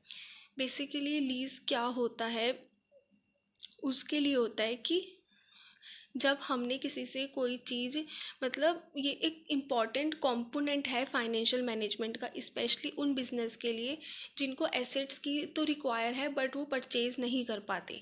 ठीक है, a meaning of lease, a lease is a contractual agreement where the owner, lease एक contractual agreement है, जो honour होते हैं हम उसको कहते हैं लेसर, अलाउ अनदर पार्टी, किसी सामने वाली पार्टी को उसको कहेंगे lessee, to use an exchange asset in exchange for periodic payment. For example, जो लेसर के पास कोई मशीनरी है और लेसी के पास वो मशीनरी नहीं है, तो लेसर ने अपनी मशीनरी लेसी को दे दी कि तू इस एसेट को यूज़ कर ले, और उसके बदले क्या लेगा, वो कोई एक पेमेंट लेगा और वो पीरियड सेट कर देगा कि मैं आपको यहाँ से इतने पीरियड तक आपके पास है कि आप उस मशीन को यूज़ कर सकते हो। The significance of leases lies in their ability to provide flexibility and cost saving of for business. Lease are governed by accounting standard, ये अकाउंटिंग स्टैंडर्ड के अंदर दे रखा है, स्पेसिफिक प्रोविजन दे रखा है, जिसमें AS 116 and AS 19 which ensure that the both lessor and lessee accounting for leases in a standardised and transparent manner. Feature disadvantages and disadvantages of lessee lease features: transfer of asset usage, the lessee gains the right to use the asset without owing it। lessee के पास है right है कि वो asset को use कर सकता है बिना किसी ऑनर के, उस पर मतलब ऑनर नहीं है बट वो एसेट को यूज़ कर सकता है। periodic payments are made over time making asset acquisition more affordable. Specify lease term, the lease agreement, उस लीज एग्रीमेंट में टाइम भी स्पेसिफाई होगा कि आपको इतने टाइम पीरियड तक इस एसेट को यूज़ करना है। Advantages: cost efficiency, leasing leasing often require lower initial investment compare to purchasing. इसमें थोड़ी क्या होता है कि उसकी जो इनिशियल इन्वेस्टमेंट बहुत कम लगेगी, अगर वो परचेज करने जाता तो बहुत ज़्यादा कॉस्ट लगती। फ्लेक्सिबिलिटी होती है, टैक्स बेनिफिट होता है, lease payment can be often be deducted as a business expense. Disadvantages: no ownership, the lessee does not own the asset, जो लेसी है वो एसेट को ऑन नहीं कर सकता। Limiting long term control, obligation to pay, lease payments are mandatory, lease payments mandatory होते हैं regardless of asset utility. Potential for higher cost, over time the total cost of leasing may exceed the purchase price. Important terms used in context to lease: lessor क्या होता है, the party who own the asset and grant the lead, जो owner है उस एसेट का उसको कहते हैं laser. The party who acquired the right, जो उस एसेट को यूज़ कर रहा है उसको लेसी कहते हैं, जिसके पास राइट आ जाता है। Lease term, the duration for which the asset is leased, उस टर्म के जो टर्म होती है जिसमें एसेट को कि आप ये यूज़ करोगे तो उसको लीज टर्म बोलते हैं, एक पीरियोडिक पीरियड होता है। ठीक है, lease payment, the periodic payment made by the lessee to the lessor for using the asset. Residual value, the estimated value of the lease asset at the end of the lease term. Bargain purchase option, a provision allowing the lessee to purchase the leased asset at a price lower than its expected market value, मतलब वही है कि जो market value है जो expect करे उससे कम में खरीदना। टाइप्स ऑफ लीज, दो टाइप के लीज होते हैं, financial lease and operating lease. Financial lease, a finance lease also known as capital lease, finance lease का एक और नाम है, क्या है, capital lease, is a long term lease where the risk and reward associated with ownership are substantially transferred to the lessee. It's similar to a loan where the lessee effectively finances the purchase of the asset over time. Characteristics: the lease term cover the majority of the asset useful life. The lessee has the option to purchase the asset at a nominal price at the end of the lease. The present value of lease payment equal or exceed the fair value of the leased asset.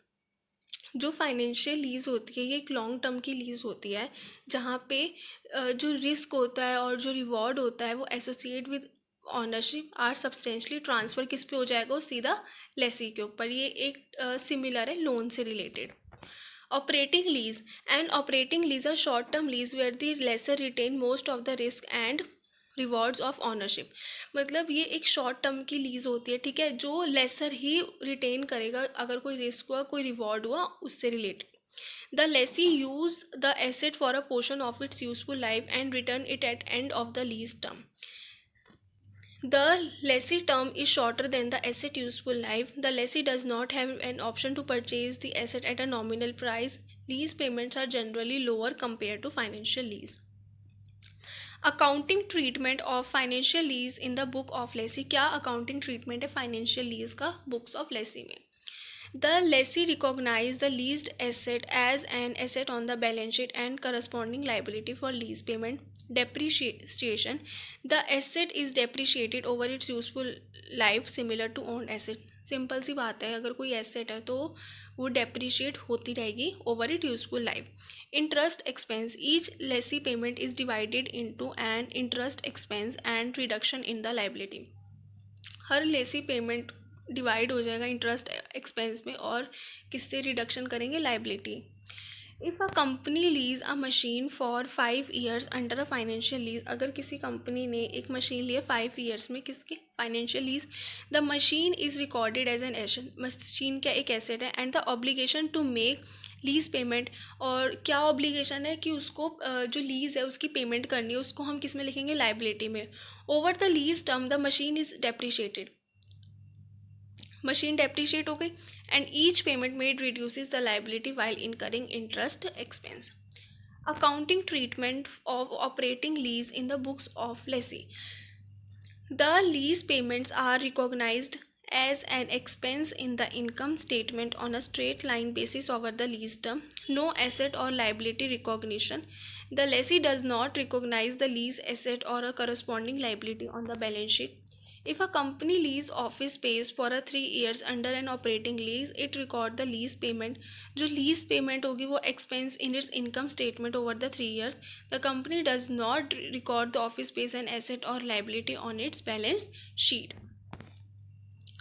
Accounting treatment of finance lease in the book of lesser.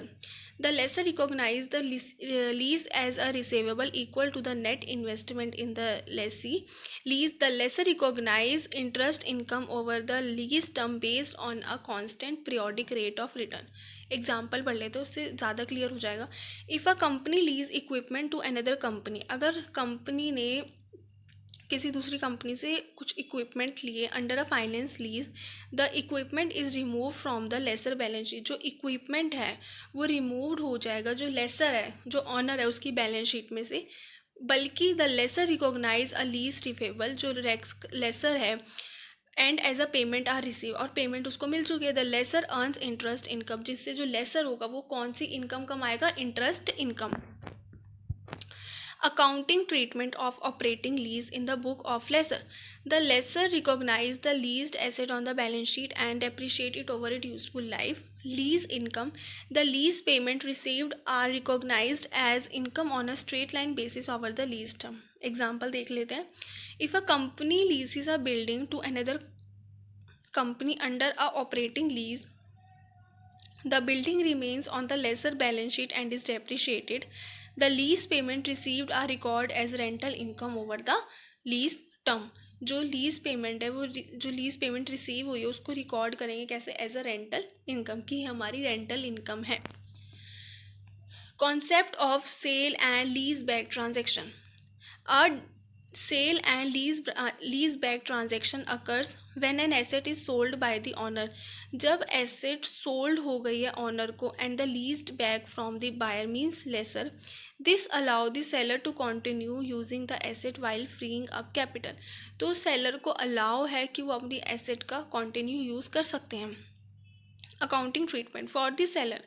The sale is recognized and the lease is accounting for according to whether it is a finance और operating lease.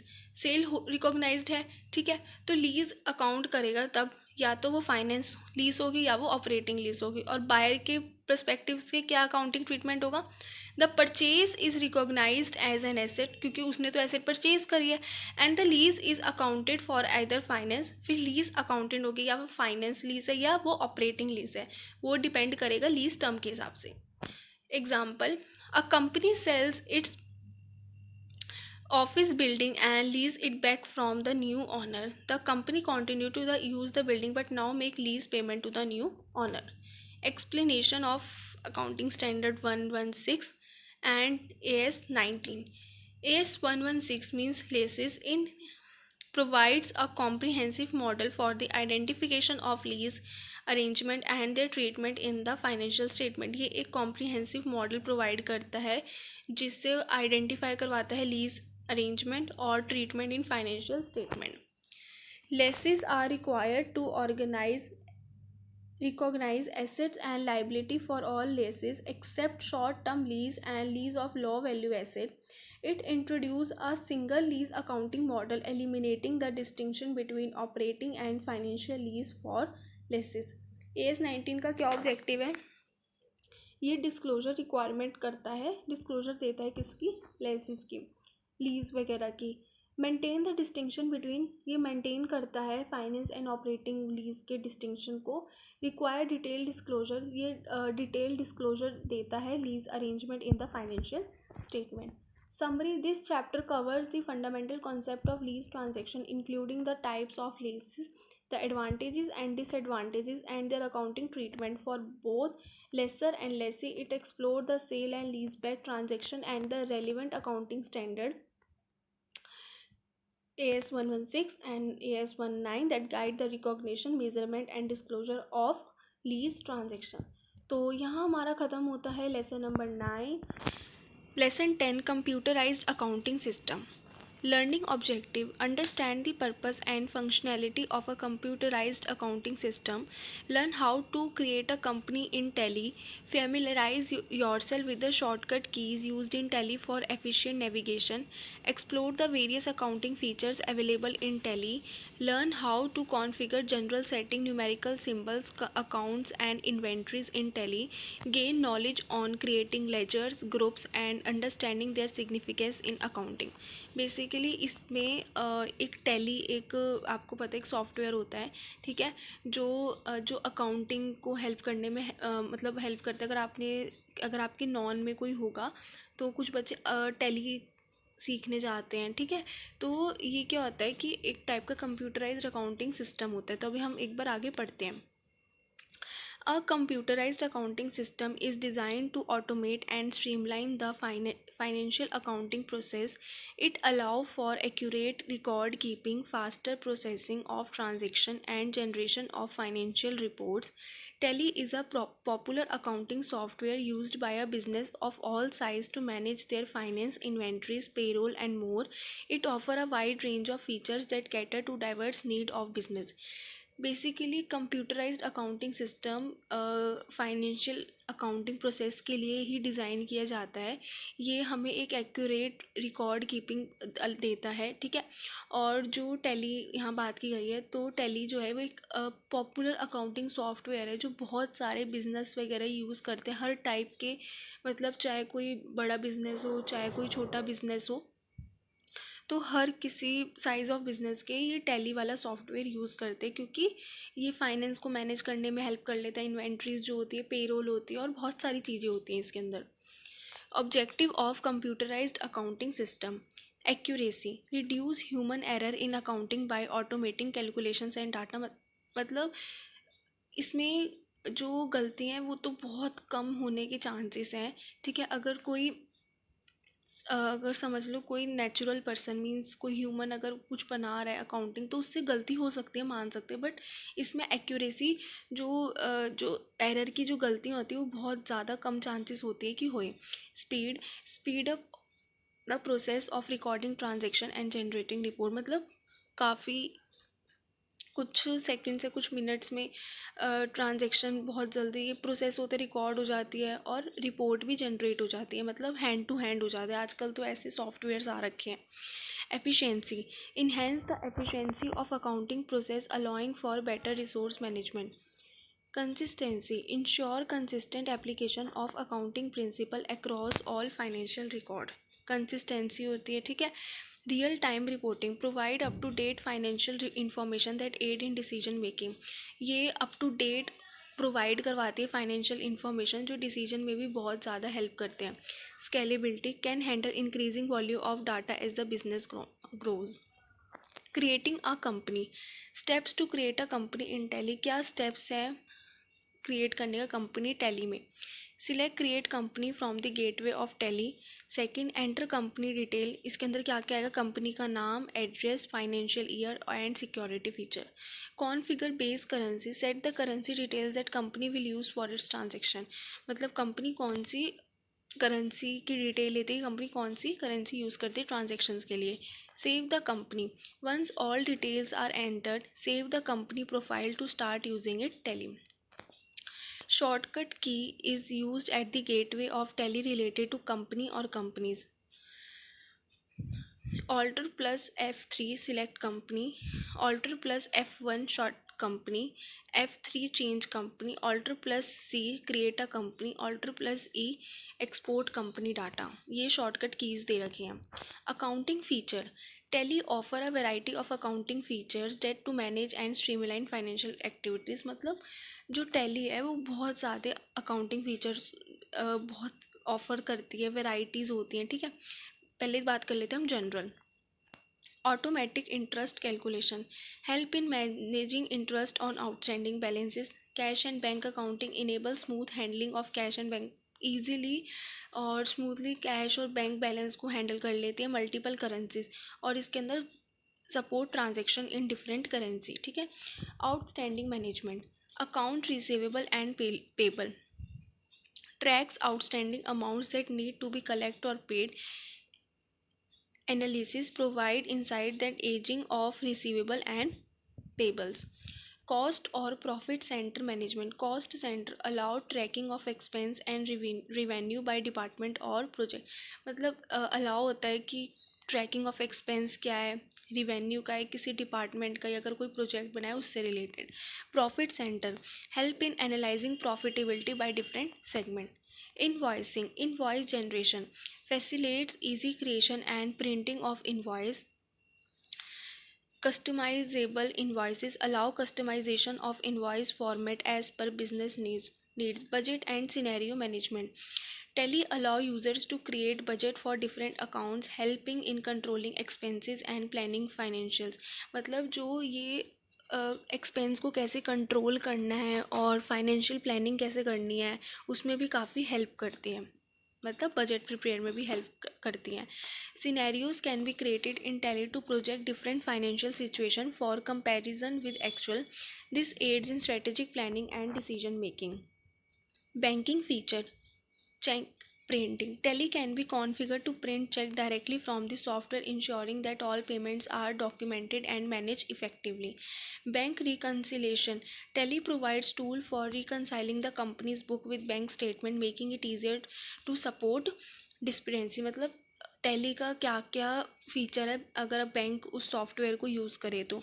E banking support e banking transaction, streamlining the process of transferring fund and making payments. Other feature security control Tally offer robust security feature including user roles, password and data encryption to protect sensitive financial information। ये security control में अब security password data to जो कुछ financial कुछ ऐसी financial information होती है उसको प्रोटेक्ट करने में हेल्प करती है। Multi language support facilitate the use of the software in different language. ये जो सॉफ्टवेयर है ये डिफरेंट लैंग्वेज को भी सपोर्ट कर सकता है। Audit feature enables the tracking of changes made in system, make it easier to audit and ensure compliance. General configuration use in Tally country details setting the country tally allows setting the country in which the company operates. This configuration affect format of dates, number and accounting standard। Taxation detail. Country configuration also influences the taxation setup, ensuring that the software adhere to local tax law.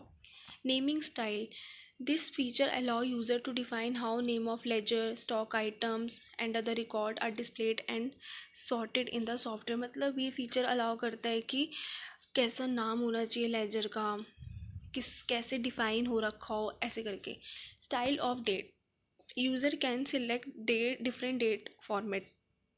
जैसे कि आप example में देख रखे हो, पहले date दे रखी है, फिर मंथ दे रखा है, फिर ईयर. इसमें क्या है, दूसरे में पहले मंथ फिर डेट फिर ईयर, तो वो अकॉर्डिंगली सिलेक्ट होकर लेते हैं. Financial year setup. Tally allow defining the start and end of financial which is crucial for accurate financial reporting.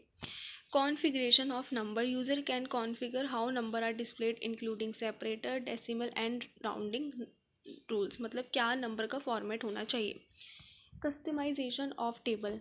Tally allow user to customize the display of tables and reports to suit specific business requirement, enhancing the usability and relevance of data presented. Import or export option. Data import. Tally support importing data from other software. मतलब अगर कोई import करना हो data को कोई दूसरे software में, ठीक है, या कोई प्रीवियस, तो ईजिली हो जाता है. User can export financial data in various format. Export कर सकते हैं जैसे कि एक्सेल में, PDF में, ठीक है. Other options. Use preference. Tally offers various others configure option that let us personalize their experience such as color schemes, fonts and notification settings. मतलब काफ़ी सारे इसके अंदर ऑप्शंस होते हैं टैली के अंदर. Numeric symbol. Currency symbol. Tally allow setting and configuring the currency symbol that will be used in all transaction. Custom numeric values. Users can define how numeric values like percentage and negative values are displayed. मतलब percentage, negative, decimal, ठीक है, कैसे numeric symbol को show करना है. Accounts और inventories. Master configuration. Creating master. Tally uses the concept of master for organising data. जो टैली है उसके अंदर जो कॉन्सेप्ट यूज़ होता है वो master for organising data, masters का होता है concept. Account master and inventory master are the two main categories. इसके अंदर दो मेन कैटेगरीज है. कौन सी? अकाउंट मास्टर और inventory master. Proper configuration of these master ensure accurate record keeping and reporting. मतलब इसके अंदर हमें एक्यूरेट रिकॉर्ड पता चलता है. Account master. Ledger account. These are the primary records in the account master representing different account. जो ledger account होता है ये प्राइमरी रिकॉर्ड होता है अकाउंट का, जो अलग अलग डिफरेंट टाइप्स के अकाउंट्स को शो करता है. जैसे कि कैश अकाउंट हो गया, बैंक अकाउंट हो गया, सेल्स अकाउंट हो गया, सेल्स रिटर्न अकाउंट हो गया, परचेज अकाउंट हो गया, तो ये सब चीज़ें. Group configuration. Accounts are group into categories. Example liability और एसेट. बैंक अकाउंट ये स्पेशल कॉन्फ़िगरेशन करता है बैंक अकाउंट में, जिसमें चेक भी इंक्लूड है एंड रिकन्सिलेशन फीचर्स भी इंक्लूड है. Inventory masters. Stock groups inventory items are categorised into group for easier management. Unit of measure. Tally allow defining unit of measure for inventory. कौन कौन से example, जैसे किलोग्राम हो गया, लीटर्स में हो गया, तो यूनिट्स हैं. Godowns. Location where stock is stored can be configured in Tally for effective inventory tracking. Ledger and their heads. Ledger creation. Ledger are individual accounts under which transactions are recorded. Each ledger belongs to a group. Example sales under income. Head of accounts. Tally organizes ledger under different head. Example, asset liabilities for clear financial reporting. Understanding these head is crucial for accurate bookkeeping. Creating groups. Group creation. Group in Tally help in categorizing ledger for more structured financial management. For example, all revenue account might be grouped under income. मतलब जैसे जितने भी revenue accounts है वो हमने group कर लिया किसके साथ? इनकम के साथ. इनकम अकाउंट, सॉरी हाँ, income. Custom groups. Users can create custom group to reflect the unique needs of their business, aiding in better analysis and reporting. तो वही ये दो ग्रुप्स की बात की, group creation, creating groups, group creation या custom groups. Summary: a computerized accounting system like Tally streamlines financial process, making them faster, more accurate, and easier to manage. The system various features from company creation to managing ledger and inventory, provide a comprehensive tool set for business to handle their finance efficiently. Proper configuration and understanding of tele features and options ensure that the software can be tailored to meet the specific needs of any business, ensuring better financial control and decision making. मतलब वही अभी वही computerise accounting system, ठीक है, जैसे एक software है, tele software की यहाँ पे बात की गई है, तो वो कितना जो अकाउंट्स को प्रिपेयर करने में कितना फास्टर है, कितनी एक्यूरेसी है, बहुत ज़्यादा इजी है मैनेज करने के लिए, तो वही ऊपर सब जो बात की गई तो उन्होंने इन शॉर्ट समरी में लिख दी। तो यहाँ हमारा फिनिश होता है लेसन नंबर 10। अब हम स्टार्ट करते हैं lesson number 11, groups and ledger. Understand the purpose and structure of groups and ledgers in financial accounting. Identify the different types of group and how they relate to the balance sheet. Create a manage ledgers within groups. Recognize the types and function of voucher. Convert voucher from one type of another. मतलब इस chapter में structure of groups laser की बात की गई है और कैसे क्रिएट होते हैं ledger within groups, manage कैसे होते हैं, क्या टाइप्स है, क्या फंक्शंस है वाउचर्स के। Introduction. In financial accounting, groups and ledger are essential tool for organizing and managing financial data. Groups और लेजर एक टाइप के टूल है जो ऑर्गेनाइज और मैनेज करते हैं किसको, फाइनेंशियल डाटा को। Group helps categorise ledger account into broader classification, making it easier to prepare financial statement like the balance sheet and P&L account. जो ग्रुप्स हैं वो कैटेगराइज करते हैं लेजर अकाउंट को एक ब्रॉडर क्लासिफिकेशन में, जिससे बहुत ज़्यादा ईजी हो जाता है जब हम फाइनेंशियल स्टेटमेंट प्रिपेयर करते हैं, जैसे कि बैलेंस शीट हो गई, प्रॉफिट एंड लॉस अकाउंट हो गया। Ledger, on the other hand, are detailed records of individual transaction under specific accounts head। मतलब आपको पता ही है कि इंडिविजुअल रिकॉर्ड बनाते हैं, उसके अंदर सब चीज़ रिकॉर्ड होती है। Understanding how to create and manage these groups and ledger is crucial for accurate financial reporting and effective book keeping. Reserve groups that go into balance sheet. In accounting, certain groups are specifically reserved for direct inclusion in the balance sheet. These are classified into two main categories. First है liability, capital account, जिसके अंदर includes होगा owner की equity, retain earnings और other funds contributed by the owner. Loan दो तरह के होते हैं, secured and unsecured. Represent long term and short term borrowings by the business, मतलब कोई भी लॉन्ग टर्म बोरिंग हुई है, शॉर्ट टर्म बोरिंग है, उसको भी रिप्रेजेंट करना है। Current liability, obligations that are due within a year such as a creditor, taxes and other dues. कोई भी ऑब्लिगेशन जो ड्यू है उसी साल के दौरान, जैसे कि क्रेडिटर्स हो गए, टैक्सेस हो गए, या कोई से भी XYZ ड्यूज हैं। एसेट्स, फिक्स्ड एसेट्स में tangible asset like building, machinery and equipments, ठीक है। इन्वेस्टमेंट में financial investment made by the company like bonds और stock. Current asset, cash, bank balance, inventory and other asset that can be converted into cash within a year. Miscellaneous expense assets side होंगे prepaid expenses and deferred changes. These group from the backbone of the balance sheet, reflecting the financial health and position of the business, ठीक है। Ledger creation within groups. Ledgers are individual accounts within the accounting system that record specific type of financial transaction। जो laser होते हैं वो एक individual accounts होते हैं, मतलब वो विद इन अकाउंटिंग सिस्टम में रिकॉर्ड होते हैं जो स्पेसिफिक टाइप की फाइनेंशियल ट्रांजेक्शन को रिकॉर्ड करते हैं। Each ledger is categorized under a relevant group. First है multiple ledger, creating multiple ledger. This feature allows the creation of several ledgers under a particular group at once, streamlining the setup purpose. Example, under the current asset group you can create, अगर current asset का group है तो हम उसके अंदर create कर सकते हैं लेजर, जैसे कौन कौन से कैश इन हैंड हो गए, बैंक अकाउंट हो गए एंड इन्वेंट्रीज हो गई, ठीक है। तो ये आ गए multiple ledger. Buttons on multiple ledger screen. When creating multiple ledger, various button and options are available. First, create. Second, finalize the creation of the ledger. Second, modify, allow edit to existing ledger.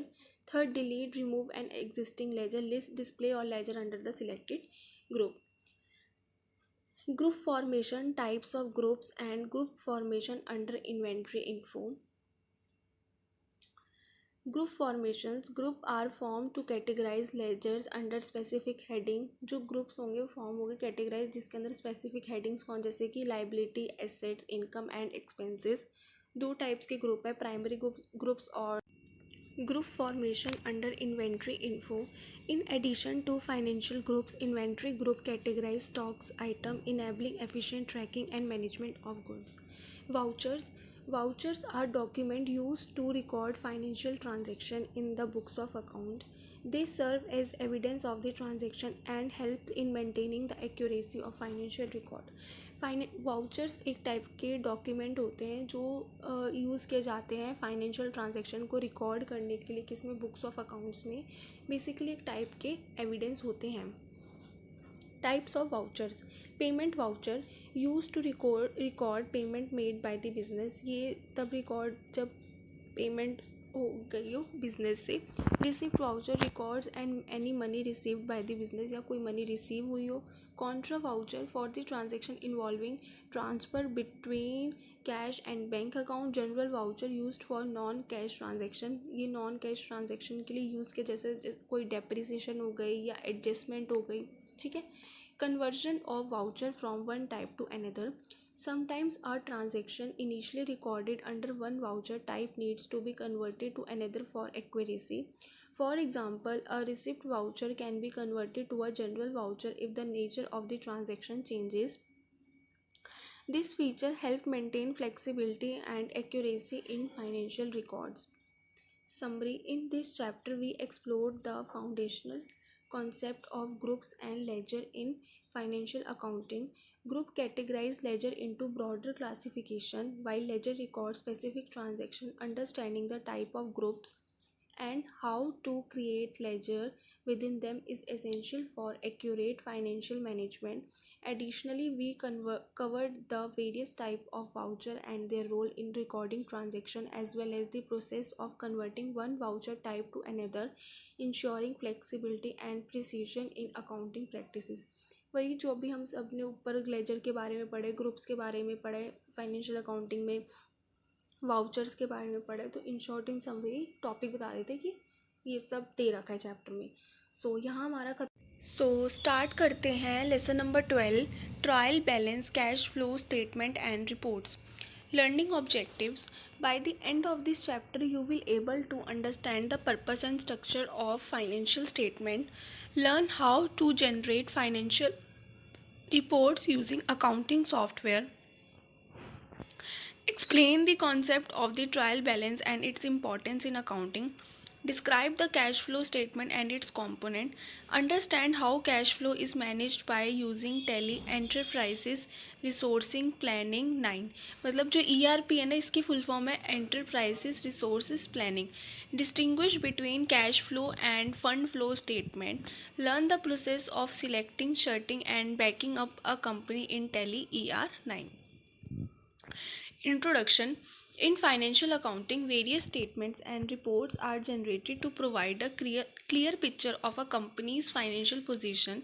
This includes the trial balance, cash flow statement, and fund flow statement. These reports are essential for analyzing a company performance, ensuring accuracy in financial records, and making informed decisions. Tally ERP9, a popular accounting software, simplify the process of generating these financial reports, offering tools for effective business management. Basically financial accounting में various statement और reports को generate किया जाता है. इससे हमें एक clear picture मिलती है कि हमारी कंपनी की क्या फाइनेंशियल पोजीशन है. इसके अंदर क्या क्या इंक्लूड होगा, ट्रायल बैलेंस होगा, कैश फ्लो स्टेटमेंट होगा, फंड फ्लो स्टेटमेंट होगा. ठीक है. और जो ये रिपोर्ट है वो एसेंशियल है, एनालाइज करते हैं क्या कंपनी की परफॉर्मेंस है, कितनी इंश्योर करती है एक्यूरेसी फाइनेंशियल रिकॉर्ड्स में, और एक इन्फॉर्म डिसीजन मेक होता है. Generating reports.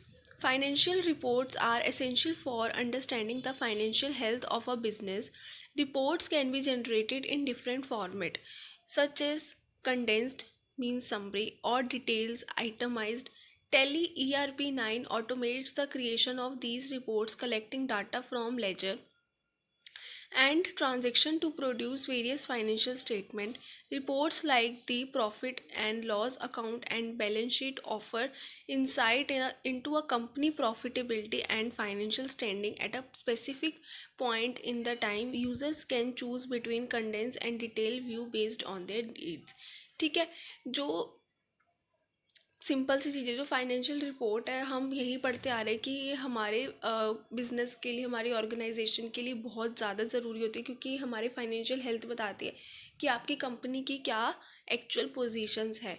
तो जो रिपोर्ट्स होती है वो जनरेट होती है डिफरेंट डिफरेंट फॉर्मेट में। तो दो फॉर्मेट है, जैसे कि कंडेंस्ड यानी कि समरी, और डिटेल यानी itemised.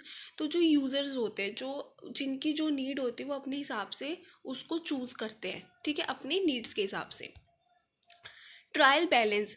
A trial balance is a statement that summarizes all ledger balance at the end of an accounting period.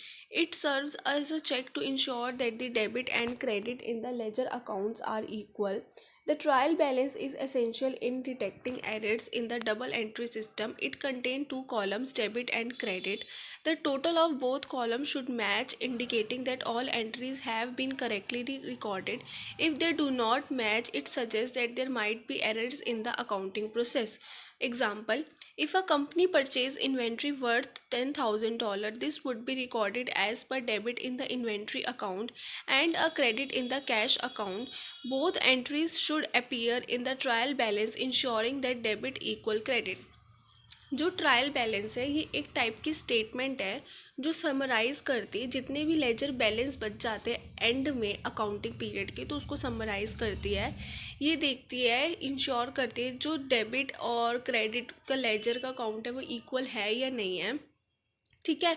जो ट्रायल बैलेंस है ये एरर को डिटेक्ट करती है डबल एंट्री सिस्टम में। इसमें दो कॉलम्स होते हैं, ठीक है। अगर दोनों डेबिट और क्रेडिट साइड कॉलम्स मैच हो गए तो इसका मतलब हमारी स्टेटमेंट करेक्ट है। अगर नहीं मैच हुए तो हम ये सजेस्ट कर सकते हैं कि हाँ, इसमें माइट भी एरर है इस अकाउंटिंग प्रोसेस में। Cash flow statement. The cash flow statement shows the movement of cash in and out of a business during a particular period. It is divided into three main components. जो cash flow statement है वो show करती है कि क्या cash आ रहा है, क्या कैश जा रहा है बिजनेस के उस पर्टिकुलर पीरियड में, ठीक है। तो उसको कैश फ्लो स्टेटमेंट कहते हैं। इसमें तीन मेन एक्टिविटीज़ होती है: operating activity, investing activity, financing activity. Cash flow from the core business operations like sales and expenses. इसके अंदर ऑपरेटिंग एक्टिविटीज़ में अगर कोई सेल हुए तो इसके अंदर सब आएंगे। इन्वेस्टिंग एक्टिविटी में अगर कोई भी एसेट या सेल हुई हो, परचेज हुई हो, कोई भी इक्विपमेंट, कोई भी रियल इस्टेट, कोई भी प्लांट एंड मशीनरी, तो वो सब इन्वेस्टिंग एक्टिविटीज़ में आएगी। और फाइनेंसिंग एक्टिविटीज़ में कोई शेयर्स इशू हो या कोई रिडम्पशन हुआ हो प्रेफरेंस शेयर का, डिबेंचर्स का, तो वो सब इसके अंदर आएगा, ठीक है। Cash flow in tally ERP9. Tally ERP9 simplifies the generation of cash flow statement. It provides features that allow business to track cash flows and outflows efficiently. The software generates detailed reports that include information about the company cash position, enabling users to make informed decisions. Key features include day-wise cash position report. These reports help business plan their daily cash requirement. Aging of payments. This feature help track overdue payments, improving cash flows management. Basically ये generate करती cash flow statement, ठीक है, simplify वे में। और इसके provide करती है feature को कि क्या कैश इनफ्लोज हो रहा है, क्या आउटफ्लोज हो रहा है, ठीक है। और इसके अंदर दो फीचर्स हैं: day wise cash position reports plan हो जाता है, ठीक है, और ageing of payments. Fund flow statement. The fund flow statement provides insight into the sources and uses of funds during a specific period. Unlike the cash flow statement, which focus on short-term cash management, the fund flow statement highlights long-term financial planning by tracking how funds are generated and utilized. It is particularly useful for understanding changes in a company financial position over a time. जो fund flow statement है ये provides करती है जैसे cash flow statement होता है, ठीक है, जिसका फोकस क्या होता है, शॉर्ट टर्म कैश मैनेजमेंट को। जो फंड फ्लो स्टेटमेंट होता है ना, ये करते हैं लॉन्ग टर्म फाइनेंशियल प्लानिंग, कि कितना कितना हमें यूटिलाइज करना है कि लॉन्ग टर्म तक चल सके, कितना जनरेट करना है, ठीक है। If a company raises fund through a loan and uses it to invest in new machinery, the fund flow statement would show the loan as a sources of the fund and the machinery purchase as a use of fund. Selecting and shutting a company. In Tele ERP 9, users can select a company to manage its financial account. This involves choosing the company from a list and accessing its data. At the end of the accounting period, user need to shut out the company by closing the books and finalizing the accounts. This process ensures that no further entries are made after the period end, maintaining the integrity of the financial record. क्या steps है इस company को select करने के? Navigate to the select company option, वहाँ पे option आएगा select company का। Choose the desired company from the list, एक कंपनी लिस्ट कर लो, चूज़ कर लो। Steps to shut a company, navigate to the shut company option, वहाँ पे एक ऑप्शन आएगा सिलेक्ट द कंपनी, अगर सिलेक्ट कर लो कंपनी अगर आप अपनी कंपनी को शट करना चाहते हैं। Backup and restore of data of a company. Backing up company data is essential to prevent data loss due to system failures or other unforeseen circumstances. ये एक बहुत ज़्यादा ज़रूरी है। अगर कोई भी डाटा हमसे लॉस हो जाता है, ठीक है, या कोई भी अनफॉर्सिन सर्कमस्टांसिस ऐसे हैपन हो जाते हैं कि हमारा डाटा लॉस हो जाता है, ठीक है, तो बैकअप ऑप्शन बहुत ज़्यादा ज़रूरी होता है। Tally ERP offer easy option for, ये टेली ईआरपी ये ऑफ़र करता है बैकअप और रिस्टोर कंपनी को डाटा करने का। Regular backup ensure that the company financial information is secure and can be recovered if needed. Regular backup ensure करता है कंपनी की फाइनेंशियल, जिससे क्या सिक्योर रहता है कि जो डेली डाटा है वो रिकॉर्ड हो रहा है और सेव भी हो रहा है, और अगर कभी हमें ज़रूरत हो तो हमें इससे रिकवर भी कर सकते हैं। Steps for backup. Go to the backup option in Tele ERP 9. Select the location where you want to save the backup. Go to the restore option, select the backup file and restore the data to the system. Summary. In this chapter we covered the basis of financial reporting, including the trial balance, cash flow statement and fund flow statement. We also explored how Tele ERP 9 helps in generating these reports efficiently. Key concepts like selecting and shutting a company as well as backing up and restoring data were discussed, emphasizing the importance of accurate financial management and data security. वही सब भी ऊपर बात कर गए हैं, तो इन्होंने यहाँ पे इन शॉर्ट समरी में लिख दिया।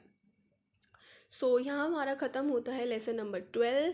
सो thank you guys for watching this video and please do share and subscribe our YouTube channel.